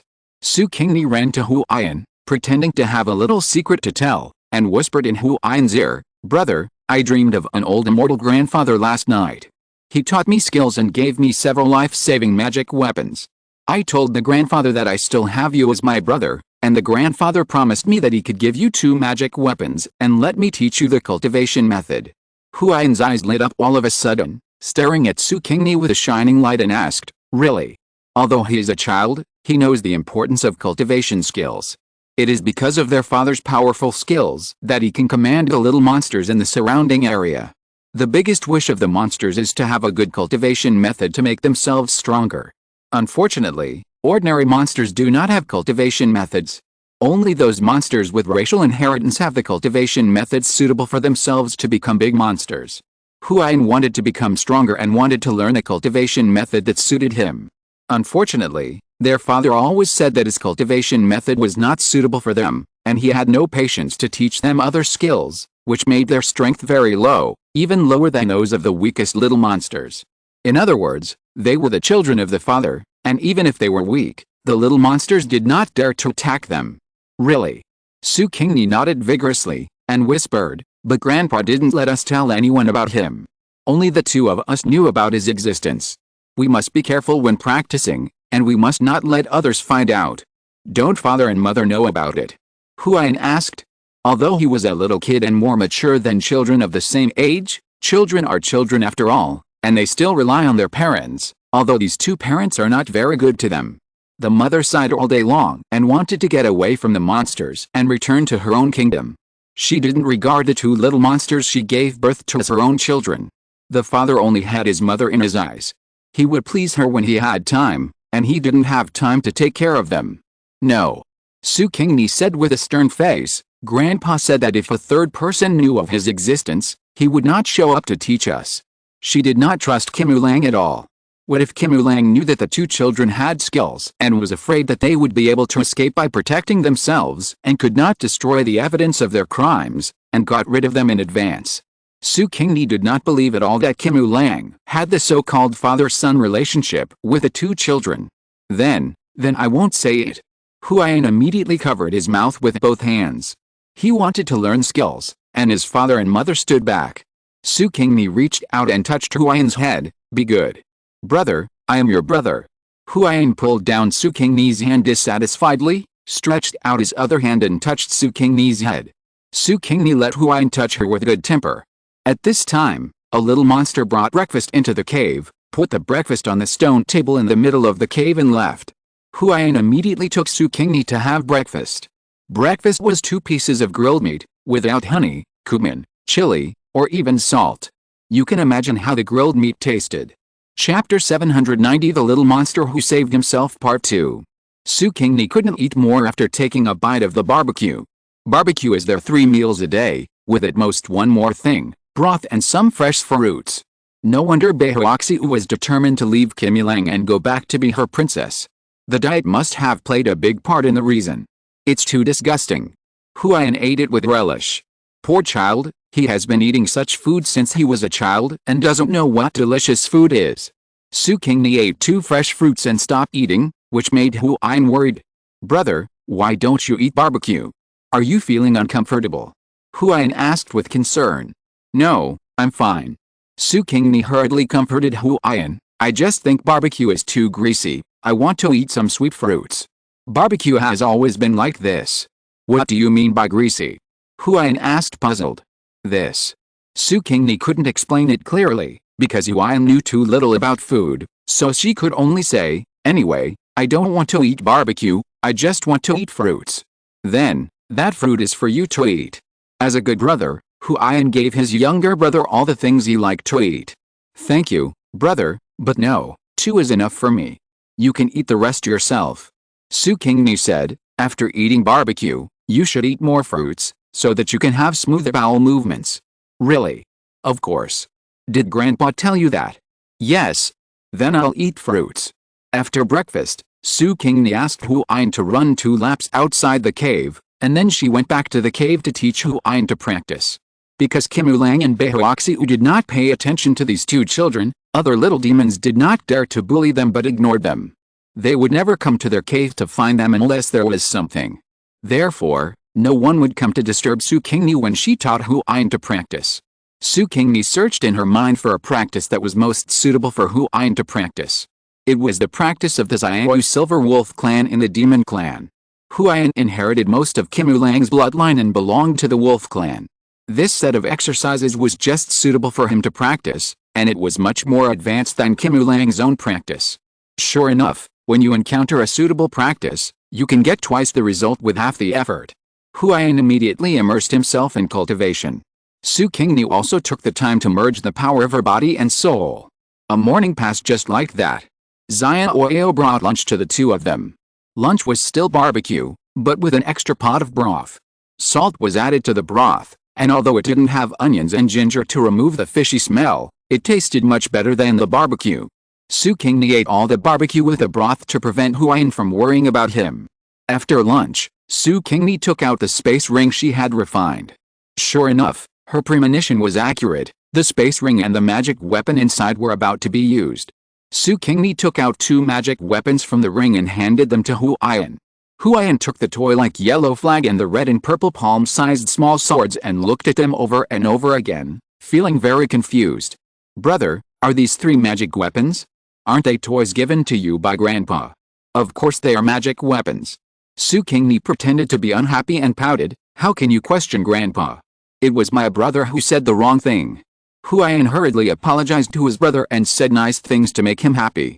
Su Qingni stopped after performing according to the original owner's character and began to introduce the two magic weapons to her ignorant brother. This is the Mandarin Duck Thunderbolt Sword. Not only is it sharp, but it also makes a sound of wind and thunder when used, and it is immune to all evil. This was made by the little witches under Su Qingni after reading the novel Swordsman of Shushan, and according to the description in the novel. There are many magic weapons in Swordsman of Shushan. The little witches discussed and studied with each other and restored all the magic weapons in the book.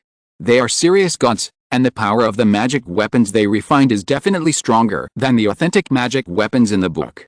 Su Qingni pointed at the yellow flag and said, "This is the Wujizing Wang flag. It has very strong defensive properties. When used, the flag will return to its original shape of more than 2 feet long and dark yellow. At that time, there will be thousands of golden lotuses, nothing can break it, all evil will retreat, and all magic will not invade. No one in this world can hurt you." Huayan opened his mouth wide, so powerful. Of course. This is the Wujizing Wang flag, although it is a copycat version. The genuine Wujizing Wang flag is in the hands of Yuanqi Xianzhen in the prehistoric world.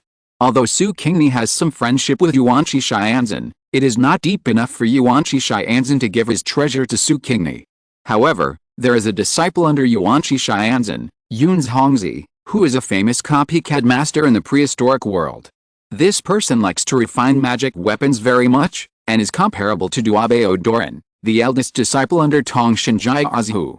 Both of them are famous in the prehistoric world for their many magic weapons. However, the magic weapons refined by Duabao Taoist were all designed by himself, and Yun's Hongzi lacked design inspiration, so he embarked on the road of imitating the original magic weapons. The Wujizing Huang flag given to Huayan was a copycat product of Yun's Hongzi. Its power naturally could not be compared with the original Wujizing Huang flag. At most, it was only 30% of the power of the original Wujizing Huang flag, but in this small world where saints have disappeared, it is already a very top magic weapon. Its power absolutely crushes the top magic treasure Lotus Lantern in this world.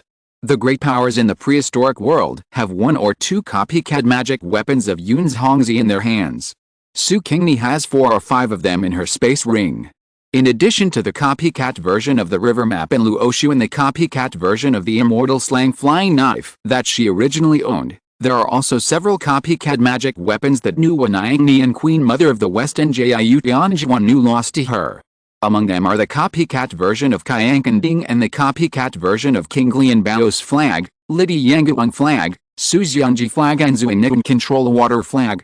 Su Qingni has collected a set of copycat 5 elements flags.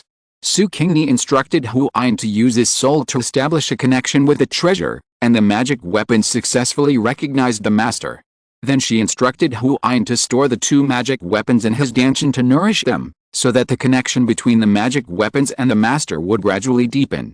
In this way, when Huayan encountered danger, even if he could not react, the magic weapon would automatically run out to protect the master.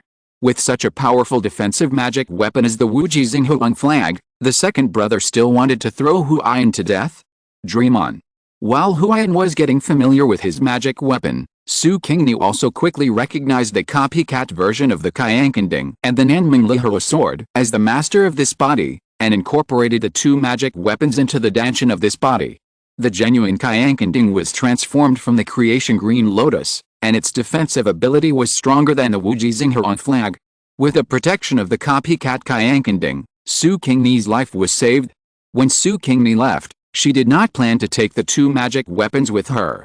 This was to leave the original owner, so she should just think of it as a reward for using someone else's body.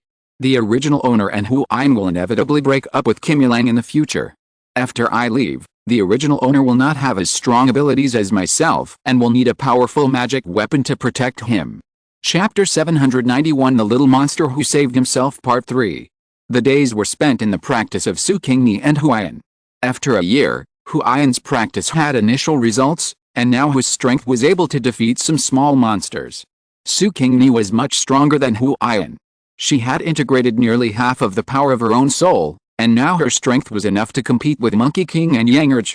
On this day, Su Qingni took Huayan to cook lunch outside her cave. Su Qingni couldn't stand the cooking skills of the small monsters, so she proposed to cook her own food and not have to ask the small monsters to deliver food to them in the future. Cooking less food for two people and being lazy was something the small monsters wanted, so they naturally agreed to it again and again, and happily helped Su Qingni and Huayan build two simple stoves. After that, even the small monsters who delivered food did not come to their cave, and no one cared about Su Qingni and Huayan, and they did whatever they wanted. Su Qingni took Huayan hunting by herself and taught Huayan cooking. After Huayan ate a beggar chicken specially made by Su Qingni, Huayan became obsessed with eating and cooking delicious food and became obsessed with cooking. Su Qingni didn't know whether there was a god of cooking in the heaven of this world. She felt that Huayan could get this godship after becoming an immortal. When Su Qingni's strength recovered a little, she took Huayan to the human town, spent money on the herbs collected in the mountains, and then bought food and condiments. Huayan also cultivated some abilities and could use magic to cover the color of his eyes. And Su Qingni's silver-white hair was easier to deal with. In the eyes of humans, the two were just two human children, and there were also hooligans who bullied them and wanted to rob them of their money, and they were severely taught a lesson by the two. The food on the table of the two became richer, and it became more and more delicious as Huayan's cooking skills improved. On this day, Huayan made a paper-wrapped fish, a Beijing roast duck and a pot of mushroom-stewed chicken. The fragrance was simply amazing. Su Qingni wiped the saliva from the corner of her mouth and was about to start eating when she suddenly heard scolding from outside. Su Qingni's heart moved, and she stopped eating the food, and immediately ran towards the front cave entrance. Huayan was puzzled, and also put down his bowl and chopsticks, and followed Su Qingni. Before she ran to the front, Su Qingni saw three people in the air. Well, they really couldn't be called human. I saw a guy with a pig's head and a monk who looked like a kappa besieging a guy who looked like a bull-headed yaksha. The guy had a green face, white fangs, and a big mouth that took up half of his face. The messy sideburns on both sides were rouge color, but the beard was purple. That look was simply amazing. Su Qingni couldn't bear to look at it. This guy is Kim Yilang, and he is also the biological father of the original body and Huayan. It's just that Kim Yilang was a handsome guy who was not inferior to Daniel Wu when he was in heaven, otherwise he wouldn't have seduced the fairies in the sky to come down to earth and reincarnate as mortals for him. Why did he become so ugly when he ran down to the mortal world? Does the identity of a monster have to be ugly? But there are also good-looking monsters. Su Qingni couldn't figure out why Kim Yilang did this. If he had used his true self to get along with Princess Baihuoxiu, Princess Baihuoxiu would have fallen in love with him and would not want to leave. The three people in the air fought very excitingly, and Huayan applauded and cheered. He benefited a lot from such high-quality fighting. He absorbed the experience of others in the battle and improved himself.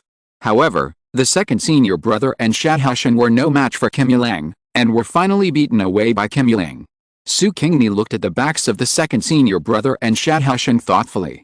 Kim Yilang and the second senior brother Shadhushan were both civil servants in the heavenly court. They should have known each other, right? Especially the second senior brother, the former Marshal Xian Peng. There must be too many people in the heavenly court who knew him. But why did these three people look like strangers when they met? Are they acting? Is it possible that Kim Yilang's descent to the earth was actually planned? So, shouldn't he and Huayan exist? Su Qingni snorted in her heart, and some things should be arranged. Su Qingni pulled Huaiyan into the cave and walked towards the cave they were in charge of. The cave of the two was located in the back mountain, quite remote, and no demons would come around. However, Huaiyan saw a figure with sharp eyes. He thought it was a demon. Just as he was about to ask, Su Qingni covered his mouth. "Don't make a sound." Huaiyan obediently did not make a sound, but just watched the figure in confusion as it went into the bushes and disappeared. But before it disappeared, Huaiyan saw clearly that it was a monk. Su Qingni put down her hand, and Huaiyan said in confusion, "Brother, was that monk captured by father? The Pika just now was looking for this monk, right? Why did he run away?" Su Qingni's eyes were deep. In this cave, except for mother, who can help a weak monk escape? Why did mother help the monk escape? Huaiyan was puzzled. Because mother also wants to escape. Su Qingni said. Huaiyan was silent. He understood a lot of things during this year with Su Qingni. He no longer deceived himself like before. He understood that his mother was robbed by his father. His mother did not like his father, nor did she like him and his brother, who made her feel ashamed. Huaiyan raised his head and said, "Since the monk was caught by our father, we can't let him run away. Let's go and get him back." "We can't go." Su Qingni held Huaiyan. "Do you know who the monk is?" Huaiyan shook his head. Su Qingni said, "The monk is Tang Sanzang, who went to the west to seek Buddhist scriptures from the Eastern Tang dynasty." Huaiyan had heard of Tang Sanzang's name. The rumor that eating Tang Sanzang's meat could make one immortal and increase their power had spread throughout the demon world. He is Tang Sanzang? Then should we catch him back? Huaiyan said, "Father must want to eat Tang Sanzang's flesh. Is Tang Sanzang's flesh so delicious?" Su Qingni said unhappily, "If it was really that easy to eat, wouldn't those monsters moving around in our boy cave have eaten Tang Sanzang long ago? Those monsters are no weaker than father." Huaiyan nodded. Indeed, there were many powerful monsters among those monsters. Tang Sanzang's 3 disciples are all powerful and prominent. The eldest disciple, Sun Wukong, is the Monkey King who made a big fuss in the heaven in the past. The second disciple is the former Marshal Xiangpeng of the Heavenly Palace.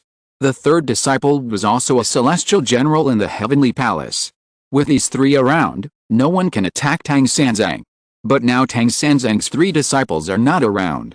Huaiyan said, 2 of his disciples were chased away by our father. We take the opportunity to capture them and cook and eat them before their disciples come to our door again. Isn't that alright? Su Qingni, kid, you are still too young. Chapter 792, The Little Monster Who Saved Himself, Part 4. Su Qingni said, Tang Sanzang is a man destined by heaven to seek Buddhist scriptures. He is protected by more than 30 Buddhist and Taoist gods, including the 4 valued officials, the 5 directions GD, and the 6 soldiers and 6 armies. Although we brothers have cultivated some skills in this year, we are still no match for these gods. If we go to capture Tang Sanzang, we will only be killed by these gods. There are so many gods protecting Tang Sanzang. Huaiyan was shocked. No wonder all the monsters to the east of us were killed. Isn't it? Su Qingni patted Huaiyan on the shoulder and said, "Brother, let's not worry about Tang Sanzang. The most important thing for us now is to save our own lives." "Save our lives?" Huaiyan asked in surprise. "Will we encounter any dangerous situations?" Su Qingni sighed. "Mother is willing to let Tang Sanzang go. It must be to let Tang Sanzang go to Baoxiang Kingdom for help. The king and queen of Baoxiang Kingdom will definitely send people with great skills to rescue mother, and as the shameful proof of our mother's innocence being abducted, the king and queen of Baoxiang will definitely not let us live. But we are their grandchildren." Huaiyan whispered.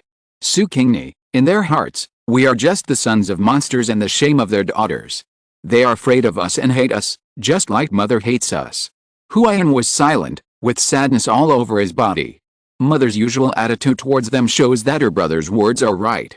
But father will protect us, right? After a long while, Huaiyan said with a little expectation. Although father ignores them, they are his blood after all.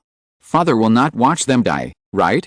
Su Qingni chuckled twice, full of sarcasm. "Father. Brother, do you know father's true identity?" Huaiyan was at a loss. Isn't father the king of Bo Cave? What other identities does he have? Su Qingni sighed and said, "Father is Kemulang, one of the 28 constellations in the sky. He came down to earth for Tang Sanzang's 81 difficulties in obtaining the scriptures. After Tang Sanzang has overcome this difficulty, father will return to heaven. The gods in heaven are not allowed to marry and have children privately. At that time, the Jade Emperor's sister Meriden had children with a mortal and was suppressed under Taoshan. Her husband and eldest son were killed by the heavenly soldiers. Only the second son Yang Jian and the youngest daughter Yang Chan saved their lives because they were entrusted with the destiny of heaven. The two of us can compare with Erlang's Henjin. When father is taken back to heaven, it will be the end of our lives. Huayan's face was pale, unable to accept the content of Su Qingni's words. There was too much information in it, too much for him to sort out. Su Qingni pulled the dazed Huayan to a stone bed and let him sit on the bed and continue to be dazed. It would take Huayan quite some time to receive such a large amount of information. Su Qingni returned to her bed and continued to integrate her strength. Tang Sanzeng and his disciples have arrived, and danger is imminent. She must seize every minute and every second to improve her strength. Although her current strength can compete with Sun Wukong, there are Guanyin, Tathagata, Taishang Laojin and other top masters in this world above Sun Wukong. What if they find out that something is wrong between them and Huayan and take action themselves? She is not their opponent yet. The delicious food has been cold on the table, and the two people in the cave are not in the mood to eat these delicacies. Su Qingni integrated a trace of power and felt someone standing in front of her. She opened her eyes and it was Huayan. When Huayan saw Su Qingni open her eyes, he sat down beside her and said with a sad and worried look on his face, "Brother, are we really going to die? Do father and mother want us to die?" Su Qingni sighed, opened her arms and hugged Huayan, comforting him, "Don't be sad. We won't die. Our parents don't care about us, we just need to care about ourselves. Have you forgotten? We still have a master, and the master will help us." In Huayan's heart, the master who didn't exist is a very powerful existence. When Su Qingni mentioned master, a light lit up in Huayan's dull eyes. Master will definitely save us. Well, master is already planning for us, otherwise master would not tell us the true identity of father. Su Qingni took out two things from the space ring and handed one of them to Huayan. "Brother, what are you doing with a puppet doll for me? I'm grown up and don't play with dolls anymore." Huayan wanted to return the doll to Su Qingni. Su Qingni didn't answer and said to Huayan, "Brother, these two are not ordinary puppets, they are substitute dolls, which can help us to avoid death." "What? So powerful?" Huayan's eyes widened, and he looked very cute. Su Qingni taught Huayan to recognize the master by dripping blood. After absorbing the blood of Su Qingni and Huayan, the two puppet dolls merged into the bodies of Su Qingni and Huayan. Huayan felt that there was something extra in his body, but he couldn't find out where the puppet doll existed in his body. With a substitute doll to save his life, Su Qingni breathed a sigh of relief and urged Huayan to practice quickly. Huayan naturally did as he was told. Now that danger is about to come, what else can he do if he doesn't work hard to practice and improve his strength? While the two were practicing, a few days passed, and sure enough, the second brother and Shadhushan came to Boyu Cave again. They came to save Princess Beihuaxiu. The second brother smashed a big hole in the big stone door of Boyu Cave with a nail rake, alarming all the monsters in the cave. The little demon guarding the door ran in yelling, "My king, it's bad. That monk with a long mouth and big ears and that monk with a gloomy face have broken the door again." Kim Wulang was furious, picked up his weapon and walked out of the cave. A group of demons followed Kim Wulang to cheer him up. Behind them, Su Qingni and Huayan followed quietly. The second brother asked Kim Wulang for Princess Beihuaxiu, but Kim Wulang refused to give her, and the two sides started fighting. The demons shouted and cheered below, saying that their king was powerful and the monk was no match for their king. Huayan frowned and asked Su Qingni, "Brother, why do I feel that the fat-headed and big-eared monk didn't use his full strength?" "You have a good eye." Su Qingni said, "That pighead is Tang Sanzing's second disciple, the reincarnation of Marshal Xiangpeng of the Heavenly Court, the third-generation chief disciple of the human sect, and he is very powerful. Father is only one of the 28 mansions, and it stands to reason that he cannot be compared with Zhu Beiji. Now that father has driven Zhu Beiji and the others away, it can only mean that Zhu Beiji let them go. After all, Zhu Beiji and father are colleagues in the Heavenly Court. And as one of the parties involved in the journey to the West, Zhu Beiji knows more about the inside story of the journey to the West." Chapter 793 The Little Monster Who Saved Himself. Huayan felt that the waters of Journey to the West were too deep. As a little monster, he thought that he should just wait patiently for his destined fate to come, and then rely on the treasures given by his master to escape. After Kim Yilang caught Monk Sha and beat his second brother away, he ran to question Princess Beihuaxiu. Su Qingni and the other person quietly hide outside their room to listen to their conversation. Beihuaxiu used softness to overcome hardness and tricked Kim Yilang. Huayan couldn't help but suspect that his father had a problem with his brain, but Su Qingni thought that Kim Yilang was pretending. How could a god who had lived for thousands of years be deceived by a mortal woman, even if the woman was the reincarnation of a fairy? Kim Yilang drank with Beihuaxiu, then stood up and said to Beihuaxiu, "My lady, drink at home and don't let Monk Sha go. While Tang San is hiding in Baoxiang Kingdom, I will hurry to recognize my relatives." Princess Beihuaxiu asked curiously, "What relatives do you want to recognize?" Kim Yilang smiled and said, "Recognize your father and mother.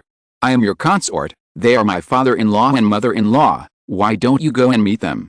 Princess Beihuaxiu was shocked and hurriedly stopped him. "You can't go." Kim Yilang asked puzzledly, "Why can't you go?" Princess Beihuaxiu said, "You look so ugly and ferocious, you will scare them. And you look like a monster, so they will run away when they see you." She felt very uncomfortable and scared. If Kim Yilang really went to see his father and mother with such an ugly appearance, wouldn't the people of Baoxiang Kingdom know that she married an ugly monster? Would the daughters of the ministers laugh at her to death? She was originally the pride of Baoxiang Kingdom, the object of envy and jealousy of other girls, but now she will become the object of ridicule because of a monster. After hearing what Princess Beihuaxiu said, Kim Yilang laughed and said to Beihuaxiu, "Don't worry, Princess, it won't scare your parents-in-law." After that, he turned around and changed his appearance, and became extremely handsome. Not only Beihuaxiu was stunned, but Huayan was also stunned. Su Qingni pouted, not as handsome as her own three-legged bird, but indeed more handsome than many modern male stars. Princess Beihuaxiu blushed, and her eyes radiated a burning light. So handsome. If Kim Yilang had appeared in front of her in this image from the beginning, she would have recruited him as her son-in-law without him fighting for it. How long can this changed appearance last? It won't change back after drinking, right? Princess Beihuaxiu asked worriedly. Kim Yilang shook his head and said, "This is the true face I was afraid of." Beihuaxiu was shocked. "Is this your true face? Then why do you always look like a green face with fangs? Aren't you going to the lower world to become a monster? Monsters must look like monsters." Kim Yilang said. "The lower world? What lower world?" Beihuaxiu was sensitive to the two words in Kim Yilang's words. Kim Yilang was speechless for a moment, and dared not say anything more. He only said to Beihuaxiu, "Wait for me to come back." He immediately flew out of Boyu Cave on a cloud and headed towards Baoxiang Kingdom. Beihuaxiu sat at the wine table with a changing expression, hesitating about her previous decision. But in the end, Beihuaxiu still made a decision. She sighed softly and said quietly, "My dear, don't blame me. I don't want to live like this now. I don't want to eat tasteless barbecue all day long. I want to live a life of luxury, a high status, and be served by maids, instead of a group of little demons hanging around in front of me, making me nervous all day long." Beihuaxiu stood up and walked towards the cave where Monk Sha was imprisoned. Su Qingni and Huayan were practicing in their own cave, but suddenly a monkey broke in. The monkey saw Su Qingni and Huayan and stretched out his hands to grab them. Huayan felt bad and wanted to escape, but the monkey was very fast and had already grabbed Huayan's collar with his hands. Su Qingni was able to escape from the monkey's palm, but she knew that this was a plot, and it was inevitable that she would be caught by the monkey brother, so she did not resist and let the monkey brother grab her in his other hand. Su Qingni secretly slapped Huayan in the face and stopped him from releasing the magic weapon to protect himself.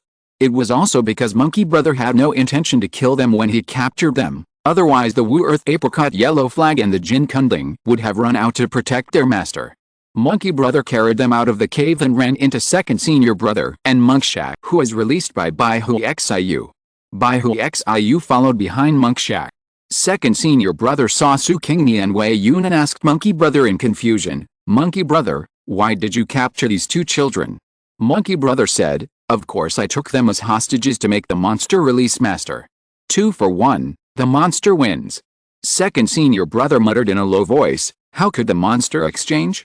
He would rather these two didn't exist." "Idiot, what are you talking about? Speak louder." Monkey brother shouted from the side. "No, nothing." Second senior brother hurriedly shook his big pig head to deny it. Monkey brother handed the child in his hand to Monk Sha, stretched out his hand to twist second senior brother's pig ear, and was about to ask more questions when he heard Monk Sha talking to Bai Hu Xiu. "Princess, don't worry. We won't hurt your two children." Bai Hu Xiu sighed and said, "I didn't want to give birth to these two children. I was forced to give birth to them by the monster. I don't have much affection for them." Monk Sha asked, "Even if we killed these two children, you wouldn't blame us?" Bai Hu Xiu shook her head. "This is their fate." Huayan was so sad that tears flowed down her face. Su Qingni cursed in her heart, "Fuck your life. You let your own flesh and blood die for your own sake. You are selfish and unworthy of being a mother. You are really a pair with Kimu Lang, equally cold-blooded and ruthless." The second brother got rid of Monkey Brother's hand and took Su Qingni from Monk Sha. The two of them carried a child each and flew to Baoxiang Kingdom together. Monkey Brother turned into Bai Hu Xiu and stayed in the cave waiting for Kimu Lang to return, so that he could wait for the opportunity. The second brother and Monk Sha flew over the palace of Baoxiang Kingdom. The second elder brother looked at the two ignorant children and sighed, "It's your pity that you were reincarnated as those two children. You should have been born, and it's better that you died early now.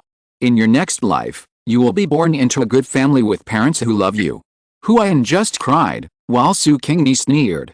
The second elder brother sighed again and threw Su Qingni to the white jade steps below. Monk Sha followed his action and threw Huayan down as well. In the eyes of everyone, they saw two children being thrown down from the sky, and immediately blood spurted out, and their bones were shattered, like two meat patties. Everyone in Baoxiang Kingdom was terrified and shouted, "Oh no! Oh no! Two people are thrown down from the sky." The second elder brother said sternly, "These two children are the sons of the yellow-robed demon, and they were brought here by Old Pig and Brother Shaq." Chapter 794 The Little Monster Who Saved Himself 6. These two children are the sons of the yellow-robed demon, and they were brought here by Old Pig and Brother Shaq. Kimu Lang heard Zhu Beiji shout, but he did not appear, but went back to Boyu Cave directly. He did not notice that two small figures followed him quietly. These two figures were naturally Su Qingni and Huayan. The meat patties on the white jade steps were transformed by two substitute dolls, which could last for 24 hours. Even Labuda Tathagata would not be able to tell the truth. Su Qingni and Huayan escaped death with substitute dolls and hid in the palace of Baoxiang Kingdom. Su Qingni took out the talisman that concealed her figure and breath and pasted it on herself and Huayan. She wanted to take Huayan away from this place of trouble immediately, but Huayan saw Kimu Lang and was still unwilling to give up on him. He wanted to see how Kimu Lang and Bai Hu Xiu would react after knowing their death, so he had to follow Kimu Lang back to Boyu Cave. Su Qingni had no choice but to follow him. Fortunately, this spell to hide the body and breath was learned by Su Qingni from other immortal cultivation worlds. It is different from the spell rules of this world, and Su Qingni drew it with the power of a quasi-saint. The effect is extremely powerful. After sticking it on, no immortal god on this world will find them. Not long after, Kimu Lang returned to Boyu Cave. Inside the cave, Monkey Brother, who had turned into Bai Hu Xiu, tricked Kimu Lang around. Kimu Lang felt sorry for Princess Bai Hu Xiu and actually took out his own precious relic, Linglong Inner Pill, to give it to Princess Bai Hu Xiu. He put the death of his two children behind his mind and did not intend to take revenge immediately. Huayan hung his head in frustration. He did not hold any hope for his parents. Next was the drama of Monkey Brother fighting Kimu Lang. Then Kimu Lang was recalled by the Heavenly Court. The Jade Emperor Kimu Lang received a gold medal and demoted him to the Tushita Palace to burn fire for Taishang Laojin. He was still doing work with a salary. If he made meritorious service, he would be reinstated. If he did not make meritorious service, his crime would be increased. This punishment was simply too light. Think about Yaoji, who was imprisoned under Taoshan Mountain. She was the biological sister of the Jade Emperor, but she was trapped under the mountain without freedom. And what about Kimu Lang? He just went to make fire for Taishang Laojin. Not only was he free, but he also got a salary. Huayan found it incredible that the Jade Emperor spared Kimu Lang so easily. Su Qingni told him, "Because the two of us are gone. There is no evidence that Kimu Lang made a mistake, so he was given a lighter sentence. But Yang Jian and Yang Chen are alive and well, and they are the clear evidence that Yaoji made a mistake. Of course, she can't be let off easily." Huayan was very frustrated. "This is the most fundamental reason why my father doesn't get close to us. In his heart, we are not his children at all." Su Qingni took Huayan's hand and walked out of the Lingxiao Palace. While the concealment talisman has not expired, let's take a tour of the Heavenly Palace. It is said that the peaches in the Heavenly Palace are very delicious and can also increase your strength. Let's pick a few to try. Okay. Huayan replied. He understood that his brother was trying to find a way to divert his attention and stop being sad, and he accepted his brother's kindness. The two walked to Yaoqi and admired the beauty of Yaoqi. The most beautiful in Yaoqi are the fairies, each of whom is beautiful in her own way, and more beautiful than the flowers blooming in Yaoqi. However, one of the two admirers is a woman, and the other is a real child, who is not old enough to appreciate beauties. Seeing a group of fairies who are more beautiful than flowers, they have no intention of pitying them. Coming out of Yaoqi, the two walked along a path. After a while, the view in front of them suddenly opened up, and a cloud of clouds came into their eyes. What did the original book of Journey to the West say? The trees are bright and beautiful. The trees are full of flowers, and the branches are full of fruits. The branches are full of fruits, and the trees are full of rouge. They bloom and bear fruits for thousands of years, and they are late for thousands of years without summer or winter. The first ripe ones have a flushed face, and the raw ones have green skin. They are green in the smoke, and they are red in the sun. There are strange and exotic flowers under the trees, and they are colorful all year round. There are pavilions and houses on both sides, and the sky is often covered with clouds. They are not ordinary plants in Xuandu, but cultivated by the Queen Mother of Yaoqi. The peach blossoms and fruits on the trees stunned Huayan. Su Qingni couldn't help but admire them in her heart. She had seen the peach garden of the Queen Mother in the prehistoric world, and its scale and beauty were comparable to the peach garden in this world. Su Qingni felt that the 10-mile peach forest in the novel could not be compared with a peach garden. At least the peaches in the peach forest in the novel did not have the effect of the peaches.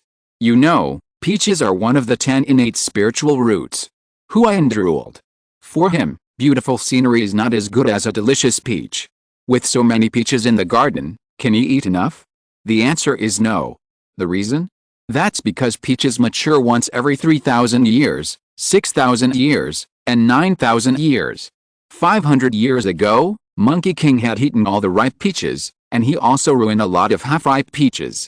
Nowadays, there are only a few ripe peaches in the peach garden, and they are all marked by the land and fairies guarding the peach garden. If one is missing, it will be discovered immediately. There is no way, two of them can't eat peaches. However, in addition to peaches, there are other fairy fruits in the heaven. Although they don't have the same effect as peaches, they taste very good. And no one has counted these fairy fruits specifically. There are quite a lot, enough for the two to eat with an open belly. After eating, the two of them wandered around the heavenly palace again. Before the concealment talisman became invalid, they left the heavenly palace. They flew eastward, left Baoxiang Kingdom, and arrived in the territory of Dadan. The prosperity of Dadan made Huayan, a child who grew up in the mountains, amazed. Su Qingni then took Huayan to the ground, walked on 2 feet, walked in Dadan territory, and traveled all the way to Chang'an, the capital of Dadan. Entering Chang'an, Huayan was just like Liu Laoliao entering the Grand View Garden, and everything he saw was new and interesting. Fortunately, as early as in Baoxiang Kingdom, Su Qingni took Huayan to the town to buy things and told him that silver and money were needed to buy things. There was no situation where Huayan took a fancy to something he liked and left without paying. The silver and money were extracted from a mine by magic when the two passed by it. It was a gold mine, and the two of them only extracted a little gold, which was enough for the two of them to use. It was normal that the two rich children were targeted again. The two were blocked by a group of people in an empty alley. The leader looked them up and down and said with a chuckle, "These two little guys are pretty good looking, they can be sold for some money." Su Qingni's eyes flashed coldly. These people not only robbed money, but also colluded with human traffickers, which was really abominable. Catch them. The person who nodded gave the order to his subordinates. Chapter 795 The Little Monster Who Saved Himself. Catch them. Several men rushed towards Su Qingni and Huayan. Huayan had been ready to make a move. The little boy had long wanted to try his skills. Stop. With a shout, a figure fell from the sky and kicked all the bad guys away. The chivalrous knight who fell to the ground was a girl of 17 or 18 years old. The girl was very beautiful and heroic, and people felt good about her. Su Qingni felt that the girl had an innate aura, which was not like the internal strength of a martial artist nor the magic power of a Taoist practitioner. Judging from the girl's skills, she should be a martial artist. Are you okay? The girl kicked the leader away, turned around, and asked Su Qingni and Huayan gently. The two shook their heads. The girl asked again, why did you run to the street by yourself? Where are your elders? Huayan replied, we have no elders. Their parents didn't want them anymore, and the two thought they were dead. After hearing this, the girl felt very sorry for the two of them. She stretched out her hand and said, do you want to go with me? I will take care of you. Su Qingni and Huayan looked at each other and shook their heads. No, sister, we have to go to the east to stay with relatives and can't go with you. Su Qingni said. Oh, then I will take you there. The girl was very kind-hearted. She felt that it was not safe for the two children to go on the road, so she thought of giving them a ride. Huayan was about to say no, but a young man about the same age as the girl came over. The man was dressed like a scholar, and he was gentle, handsome and gentle like jade. Xiaoyang. The man walked to the girl's side, lowered his head and greeted Su Qingni and Huayan. Hello. Hello, brother. Su Qingni called the man in a childish tone, and Huayan followed suit. The man chuckled, two smart kids. He turned to the girl and said, in fact, you don't need to do anything. These two kids can beat those people by themselves.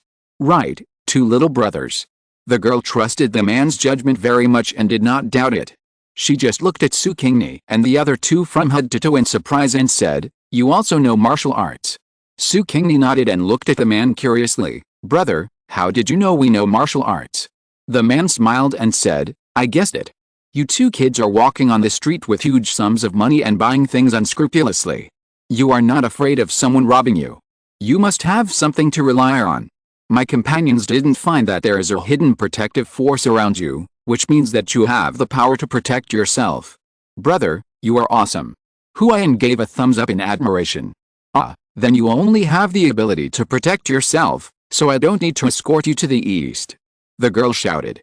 Su Qingni smiled and thanked the girl. Thank you for your kindness, sister. No need to trouble you. The girl waved her hand. You're welcome. I didn't help you. Yes. Su Qingni said, sister helped us beat the bad guys and prevented us from taking action ourselves. Beating people is very tiring.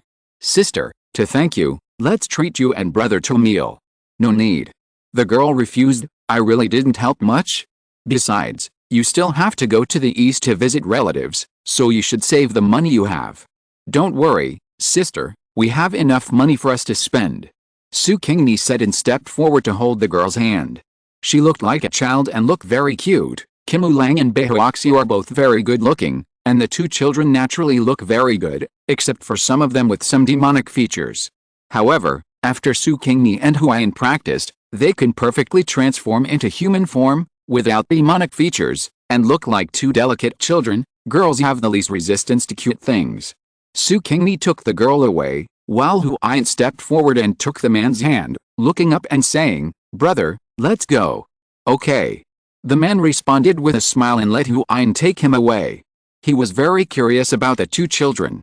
He did not look down on them because they were still young, but he wanted to get to know them. Su Qingni and Huayan had been wandering around for a day and were familiar with the capital. They knew where the restaurants were. Su Qingni took the girl to Beiwiju, the best restaurant in the capital. The food in Beiwiju was very delicious, and correspondingly, the price was very high. The girl knew Beiwiju. She had eaten there once and spent most of her savings for half a year. Now that she saw Su Qingni was going to take her to Beiwiju, she thought that the child had just arrived in the capital and didn't know how much Beiwiju cost, so she quickly pulled Su Qingni. Let's go to another one. In fact, the soup noodles sold at the stall over there are very good. The girl pointed to a noodle stall in the distance. This is the only one. Su Qingni held the girl's arm and pulled her towards Beiwiju. Sister, don't worry about the money. My brother and I are rich. You can't say it out loud even if you are rich. The girl had no idea what to do with Su Qingni. Could these two children be from a powerful family? They are fearless and don't care about money. Huayan laughed when he heard the conversation between the two. They can have as much money as they want in the mortal world. The man looked at Su Qingni thoughtfully, then looked at Huayan who was holding his hand, and began to reason and analyze in his mind to judge the identities of the two children. Unlike what the girl thought, The man was more inclined to believe that Su Qingni and the other two were from a hidden family. Just like his childhood sweetheart. The parents and elders of his childhood sweetheart were all amazing. They had competed with the current Emperor Taizong for the throne, and their martial arts were even more profound. They were the top grandmasters in the world. The four of them sat down in a private room. Su Qingni ordered a table of dishes and asked the girl and the man to start eating. Not to mention, the food at Beiwiju is really delicious. Even though it is not as richly seasoned as modern ones, it highlights the deliciousness of the food itself. Brother, sister, what are your names? Su Qingni took a bite of the grilled fish and asked the two, by the way, we haven't introduced ourselves yet. My name is Bai Wu, and my brother's name is Hu Ian. Ah, what's your last name? The girl asked. Su Qingni blinked and said, our last name is Su. Hu Ian lowered his head to eat the delicious food, and didn't care that Su Qingni gave them the last name Su. Their parents didn't want them anymore, so it didn't matter what their last names were. Besides, they didn't know what Kimulang's last name was. The yellow robe monster and Kimulang are just names, not real names. The girl said her own name and the man's name. My last name is Cao, and my name is Cao Xianwang. This is my good friend, named Direnji. Direnji. Su Qingni blinked in surprise and asked, what about Yuan Fang? If you're listening to this novel on a channel other than Fanfic World, it means they downloaded and uploaded it without effort. We cordially invite you to visit our channel, Mundo Fanfic Novelis. There you'll find the original version of this story and you can explore many other novels of various genres. We're waiting for you to immerse yourself in a world of incredible novels. Chapter 796 The Little Monster Who Saved Himself 8. I didn't expect to meet a historical celebrity as soon as I came to Chang'an. Thanks to many modern TV movies with Direnji as the protagonist, Su Qingni has a good impression of this person. Look at the one in front of him. Well, compared with a handsome Direnji played by the TV star, his appearance is not inferior at all. In addition, his previous judgment on the two also proved that this person is really smart. Su Qingni admired Direnji for several times, and then turned his eyes to Cao Xianwang. Cao. The first person Su Qingni thought of with this surname was Cao Zun. But this person was a person in the northern Song dynasty. Now it is the Tang dynasty, and this person has not been born yet. The second person Su Qingni thought of was a certain gangster. Then, Su Qingni thought of the innate energy in Cao Xianwang. Oh, this world is very interesting. Su Qingni asked Cao Xianwang, Sister Xianwang, are you practicing the eternal life secret? Cao Xianwang blurted out in surprise, how did you know? After speaking, she quickly covered her mouth with both hands and made a sound through her fingers. Well, you are seeing things. I don't know what the eternal life secret is. I just practice the family tradition. Su Qingni. Direnji covered his eyes. It was too embarrassing to watch. Qingni was just trying to cover up the truth. Su Qingni chuckled and said, Sister Xianwang, don't deny it. Any cultivator can see that you have the innate energy. Cao Xianwang put down her hands. Since people had already confirmed it, there was no point in her denying it. What do you mean even cultivators can see it? Are you a cultivator? Su Qingni nodded, my brother and I are both cultivators. We are more sensitive to the Taoist innate energy in you than others. Taoist innate energy. Cao Xianwang repeated, the secret of immortality is indeed Taoist. It is said to be created by Guangchengzi. Su Qingni said, Guangchengzi is a true Taoist immortal. What he created is not a martial arts secret book, but a method of cultivating immortals. Immortal cultivation method. Cao Xianwang widened his eyes, a method that can make you an immortal. Su Qingni nodded, you probably don't have anyone to guide you.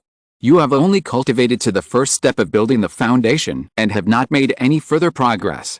Moreover, you use martial arts moves to stimulate the innate energy in your body, and you don't know how to use magic, so you have never known that this is a method of cultivating immortals. Hearing this, Cao Xianwang nodded repeatedly, staring at Su Qingni expectantly. Can you teach me magic and further methods? Su Qingni smiled and said, of course. Direnji looked at Su Qingni in surprise, then looked at Hu Ian, and asked, you two are not as old as you appear, right? Are you gods? It is said that the third prince Nezha among the gods always looks like a child. Hu Ian said sullenly, we are not gods. They are just monsters, monsters that their parents don't want. Su Qingni reached out and patted Hu Ian's shoulder to comfort her little brother. Direnji saw that the two had a knot on their hearts, And this was not a good topic, so he changed the topic and asked Su Qingni, "Do you think I can cultivate immortality?" Su Qingni shook her head directly. "You are destined to be a pillar of the country, one of the talents who will take up the country, but you can only enjoy the wealth of the world, not cultivate immortality."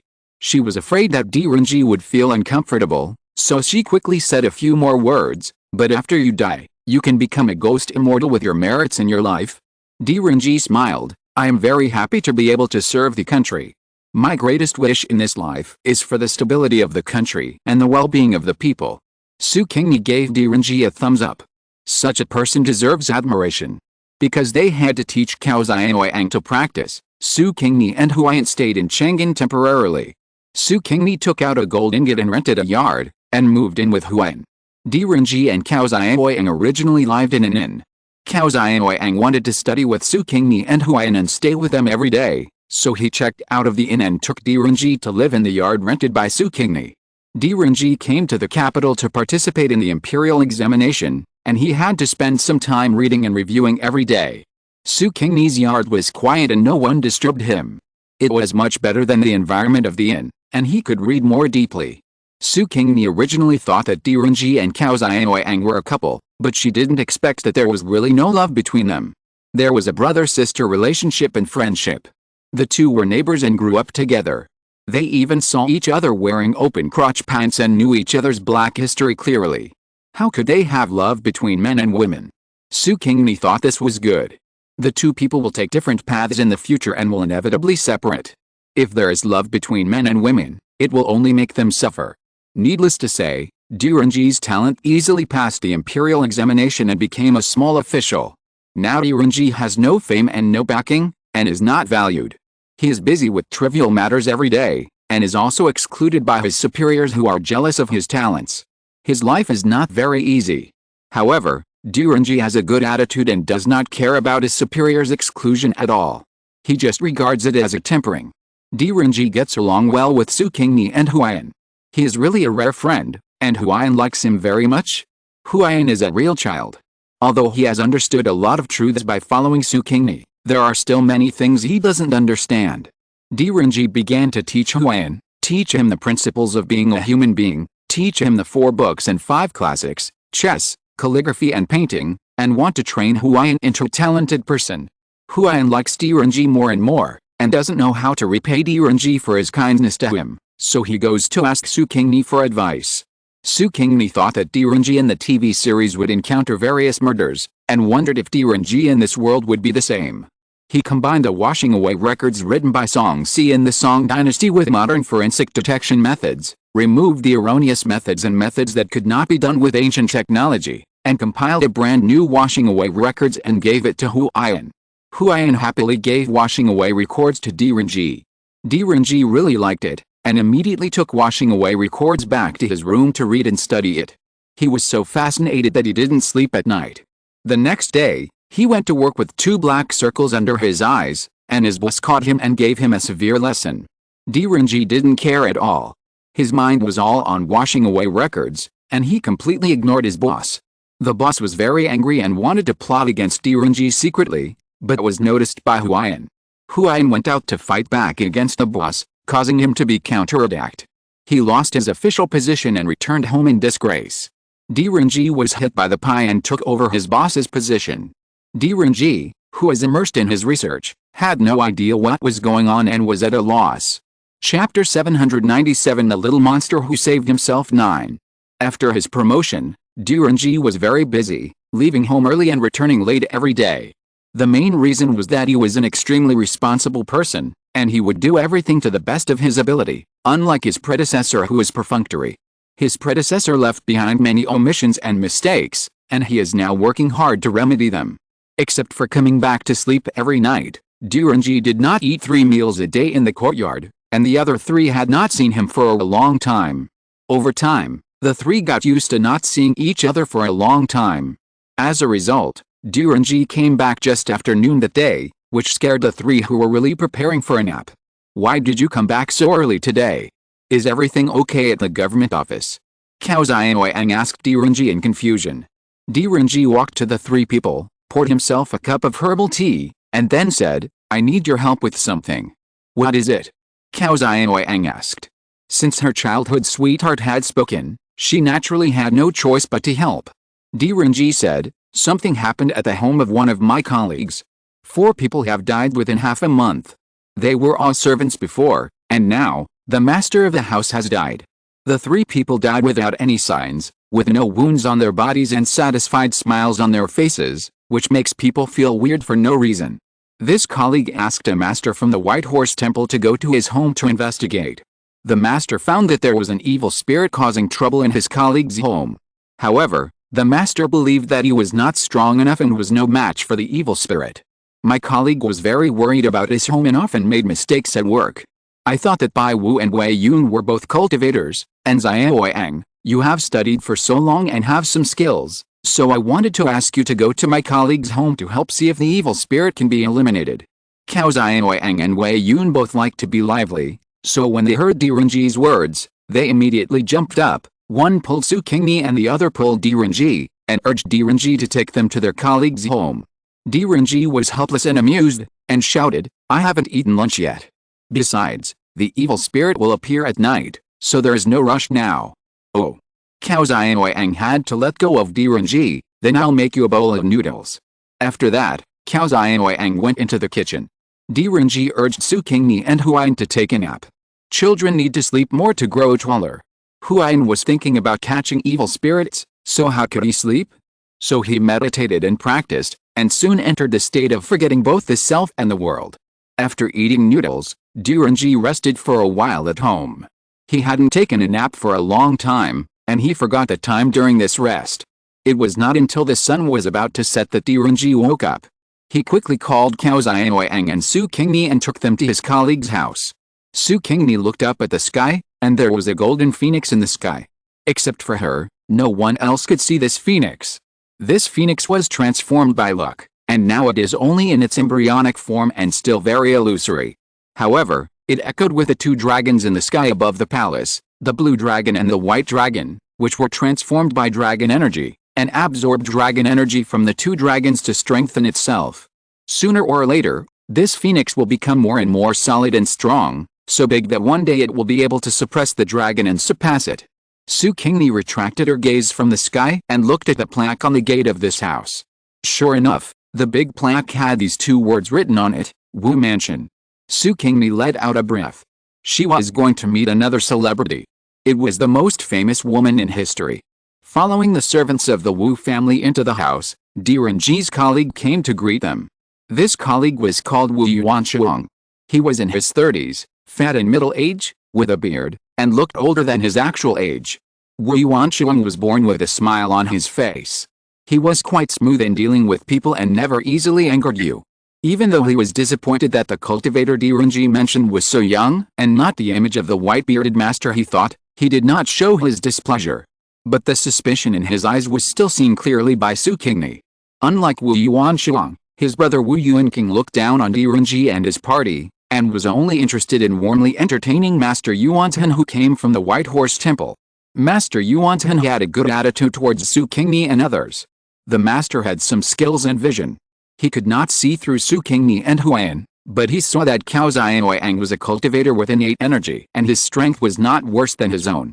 After Wu Yuanqing learned from Master Yuanten that Cao Xiaoyang did have skills, his attitude towards Cao Xiaoyang and others became more enthusiastic, and the suspicion in Wu Yuanshuang's eyes disappeared. The 2 brothers took a few people to meet other people in the Wu family. In addition to their wives and children, there were also their stepmother Yang and 2 sisters. Their father Wu Shiki had been dead for 2 years. The 2 also had a sister, but she was married. Su Qingni's eyes fell on a girl. The girl was very beautiful, as bright and beautiful as a blooming peony. Unlike other Wu family members who were in panic, the girl's face was firm and fearless. She has always stayed by her mother and sister's side, taking care of them and protecting them. Su Qingni met the future empress, was satisfied, and decided to leave. Leave? Cao Xiaoyang frowned. Aren't we going to stay and eliminate the evil spirits? Su Qingni said, no, with a noble here, the evil spirits can no longer harm the people of the Wu family. Noble? What noble? Wu Yuanshuang asked hurriedly. Su Qingni smiled and asked, when the accident happened a few days ago, The old lady and the two young ladies were not in the mansion, right? Yes, my mother took the two sisters to Niangniang Temple to pray for blessings and stayed there for a month. Wu Yuanchuang answered, then opened his eyes wide in surprise and asked Su Qingni for confirmation, is the noble person you mentioned Niangniang? Su Qingni smiled, are you so sure it's the second young lady, not the old lady and the third young lady? Wu Yuanchuang said, when the second sister was 1 year old, Taoist Yuan Xianggang once told her fortune and said that she would be extremely noble in the future. Su Qingni nodded, Taoist Yuan's Yixu skills are indeed extraordinary. Wu Yuanchuang was happy to hear this and made a decision. So not long after, the Wu family sent Wu Niangniang to the palace. Of course, this is a later story, let's get back to the present. Su Qingni took Huayan and left with Cao Xianoyang and Direnji. Cao Xianoyang and Huayan both love lively personalities, how could they leave easily? But Su Qingni became tough, and the two had to follow Su Qingni obediently. However, Su Qingni was very considerate of their feelings and did not take them back to the courtyard. Instead, she stopped not far from the Wu family and took them to climb a tree to look at the Wu mansion from a high place. At this distance, with Direnji's ordinary vision, he could barely see what was happening in the Wu mansion. By Wu, what happened? If you want to watch the fun, why don't you stay in the Wu mansion to watch it? Chapter 798 The Little Monster Who Saved Himself. Since you want to watch the fun, why don't you stay in Wu mansion to watch the fun? Cao Xianoyang asked doubtfully. Su Qingni took out 4 concealment talismans that she had just drawn, distributed them to others, and then set up a barrier before speaking. There are great Buddhists guarding Wu mansion. If we stay in Wu mansion, it will be bad if we are discovered. Su Qingni said. Direnji's heart moved. He thought that it was because Buddhism and Taoism were incompatible that Bai Wu and Wei Yun did not want to be discovered by the great Buddhists. He thought that there was something wrong with Bai Wu and Wei Yun's identities and they had been hiding something. However, Direnji would not ask, and would even help them conceal it. These two are good kids and his friends. Naturally, he would help his friends. How can Master Yuan Zhen, who has the same strength as me, be called a great Buddhist? Cao Xianoyang said. It's not him. Su Qingni said, it's the real Buddhist gods and Buddhas, the golden body Bodhisattva. Wei Yun couldn't help but worry when he heard this, and a look of fear appeared on his face. The second brother and Mongsha and his group left a terrible impression on his still young mind, and Huayan had a shadow on Buddhism. Su Qingni held Huayan's hand and comforted him, don't be afraid, they won't find us. Direnji reached out and touched Huayan's head, and said softly, don't worry, I will protect you. Tisk, you are a weak scholar, who can you protect? I will protect you if you need to. Cao Xianoyang hugged Huayan, sister will protect you. The actions of his brother and friends comforted Huayan. The fear in his heart was still there, but he was not so afraid. Seeing that Huayan's face had improved, Direnji turned to look at Su Qingni. He still had questions waiting for Su Qingni to answer. Su Qingni did not let them continue to wonder, and said to the 3 people, Wu Yuanchuang's second sister Wu Niangniang is the reincarnation of Maitreya Buddha.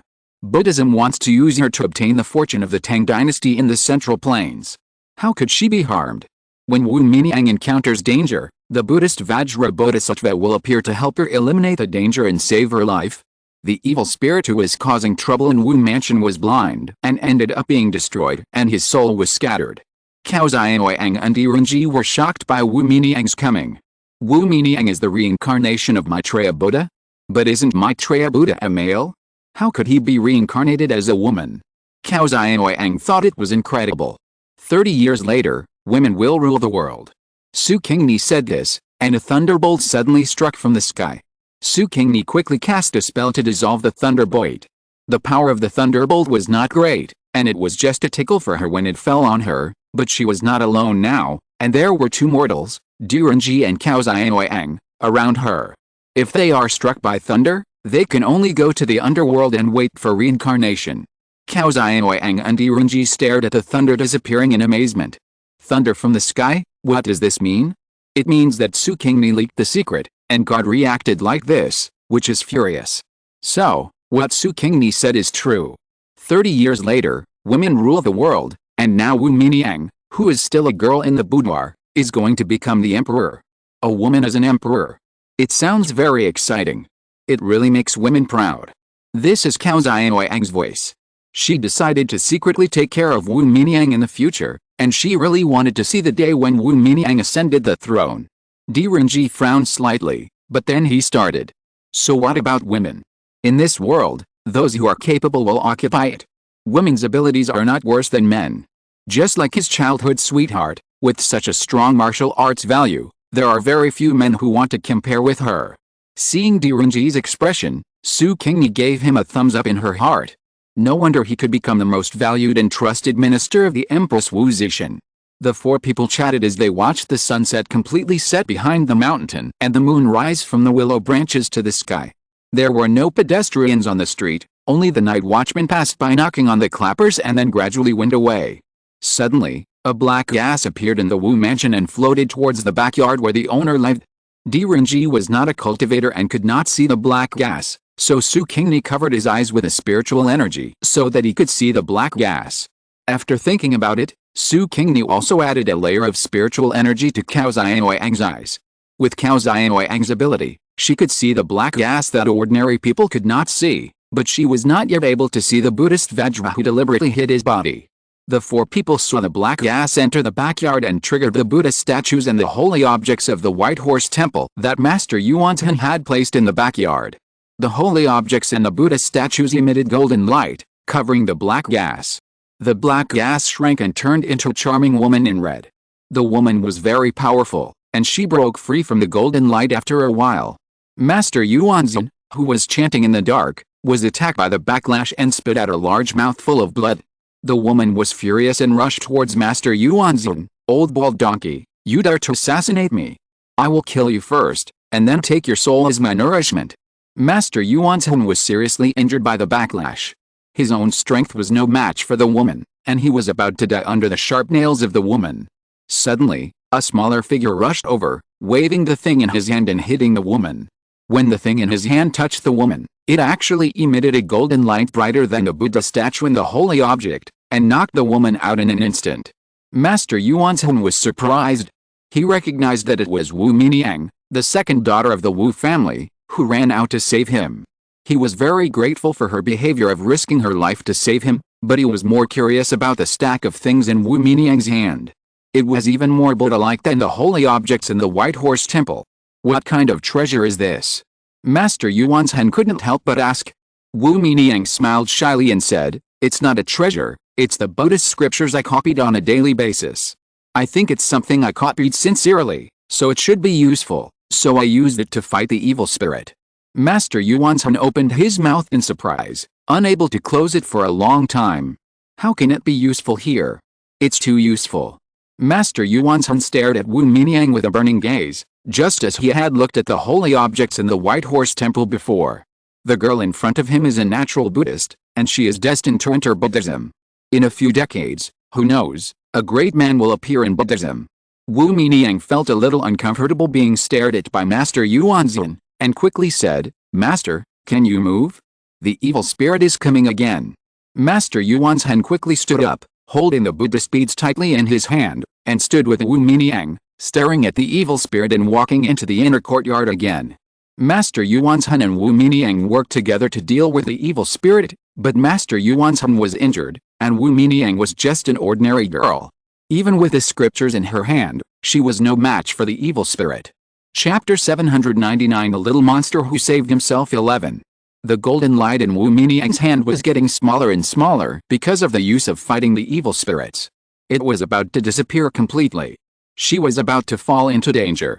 The sharp claws of the evil spirits grabbed Wu Miniang's chest, and it was about to go through her chest and grab Wu Miniang's heart. At this critical moment, two golden lights appeared beside Wu Miniang and turned into two Luhan. One of the Luhan had long white eyebrows, and the two eyebrows were a foot long. The other Luhan carried a big cloth bag on his back. With such obvious features, anyone who saw them could recognize them. They are the long-browed Luhan and the cloth bag Luhan. It appeared, the Luhan really appeared to protect Wu Miniang. Cao Xiaoyang shouted excitedly. Fortunately, Su Qingni put a concealing talisman on it and set up a barrier. Otherwise, she would definitely be discovered by the two Luhan at the first time if she shouted so loudly. Di Renji closed his mouth tightly, and his eyes were shining with excitement. This is Luhan. It's a god. He saw it for the first time. The Ta'arhuts attacked, and the evil spirits were wiped out. The Ta'arhuts immediately disappeared. Wu Miniang stared blankly at the place where the two Arhats disappeared. Thinking of the scenes she often dreamed of, she wondered if she really had a connection with Buddha. Should she become a nun and serve the Buddha? Master Yuanzhan stared at the place where the two Arhats disappeared for a long time, and suddenly turned his head and stared at Wu Miniang with a burning gaze. The heat in his eyes made Wu Miniang shrink her shoulders, feeling overwhelmed. Master Yuanzhan showed a brilliant smile, put his palms together and saluted, saying, Amitabha, the donor has a deep connection with my Buddha, and you must enter my Buddhist sect.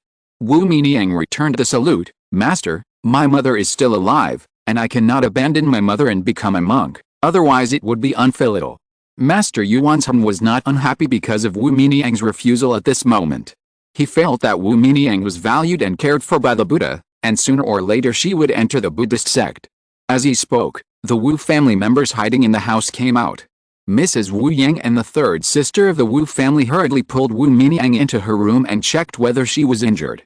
Miniang, why did you rush out rashly? If you were killed by evil spirits, wouldn't you be heartbroken for your mother?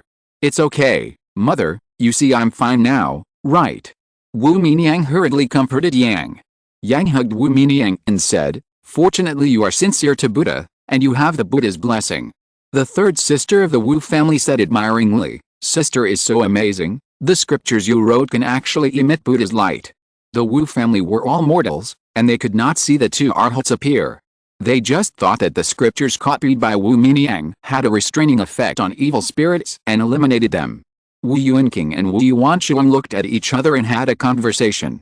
The two brothers asked the servants to help Master Yuanzhan go into the house to rest and recuperate.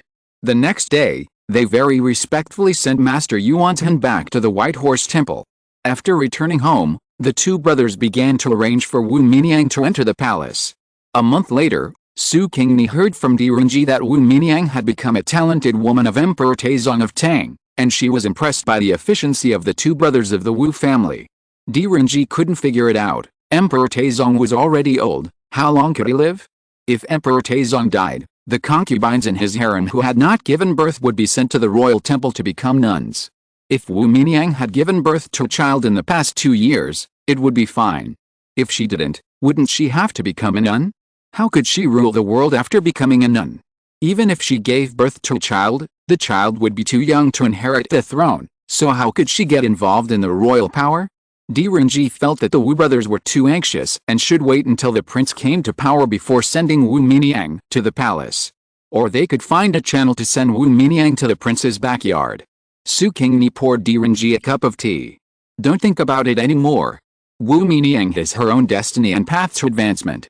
Her entry into the palace now is her original destiny. She is destined to have 2 real dragons to provide her with dragon energy.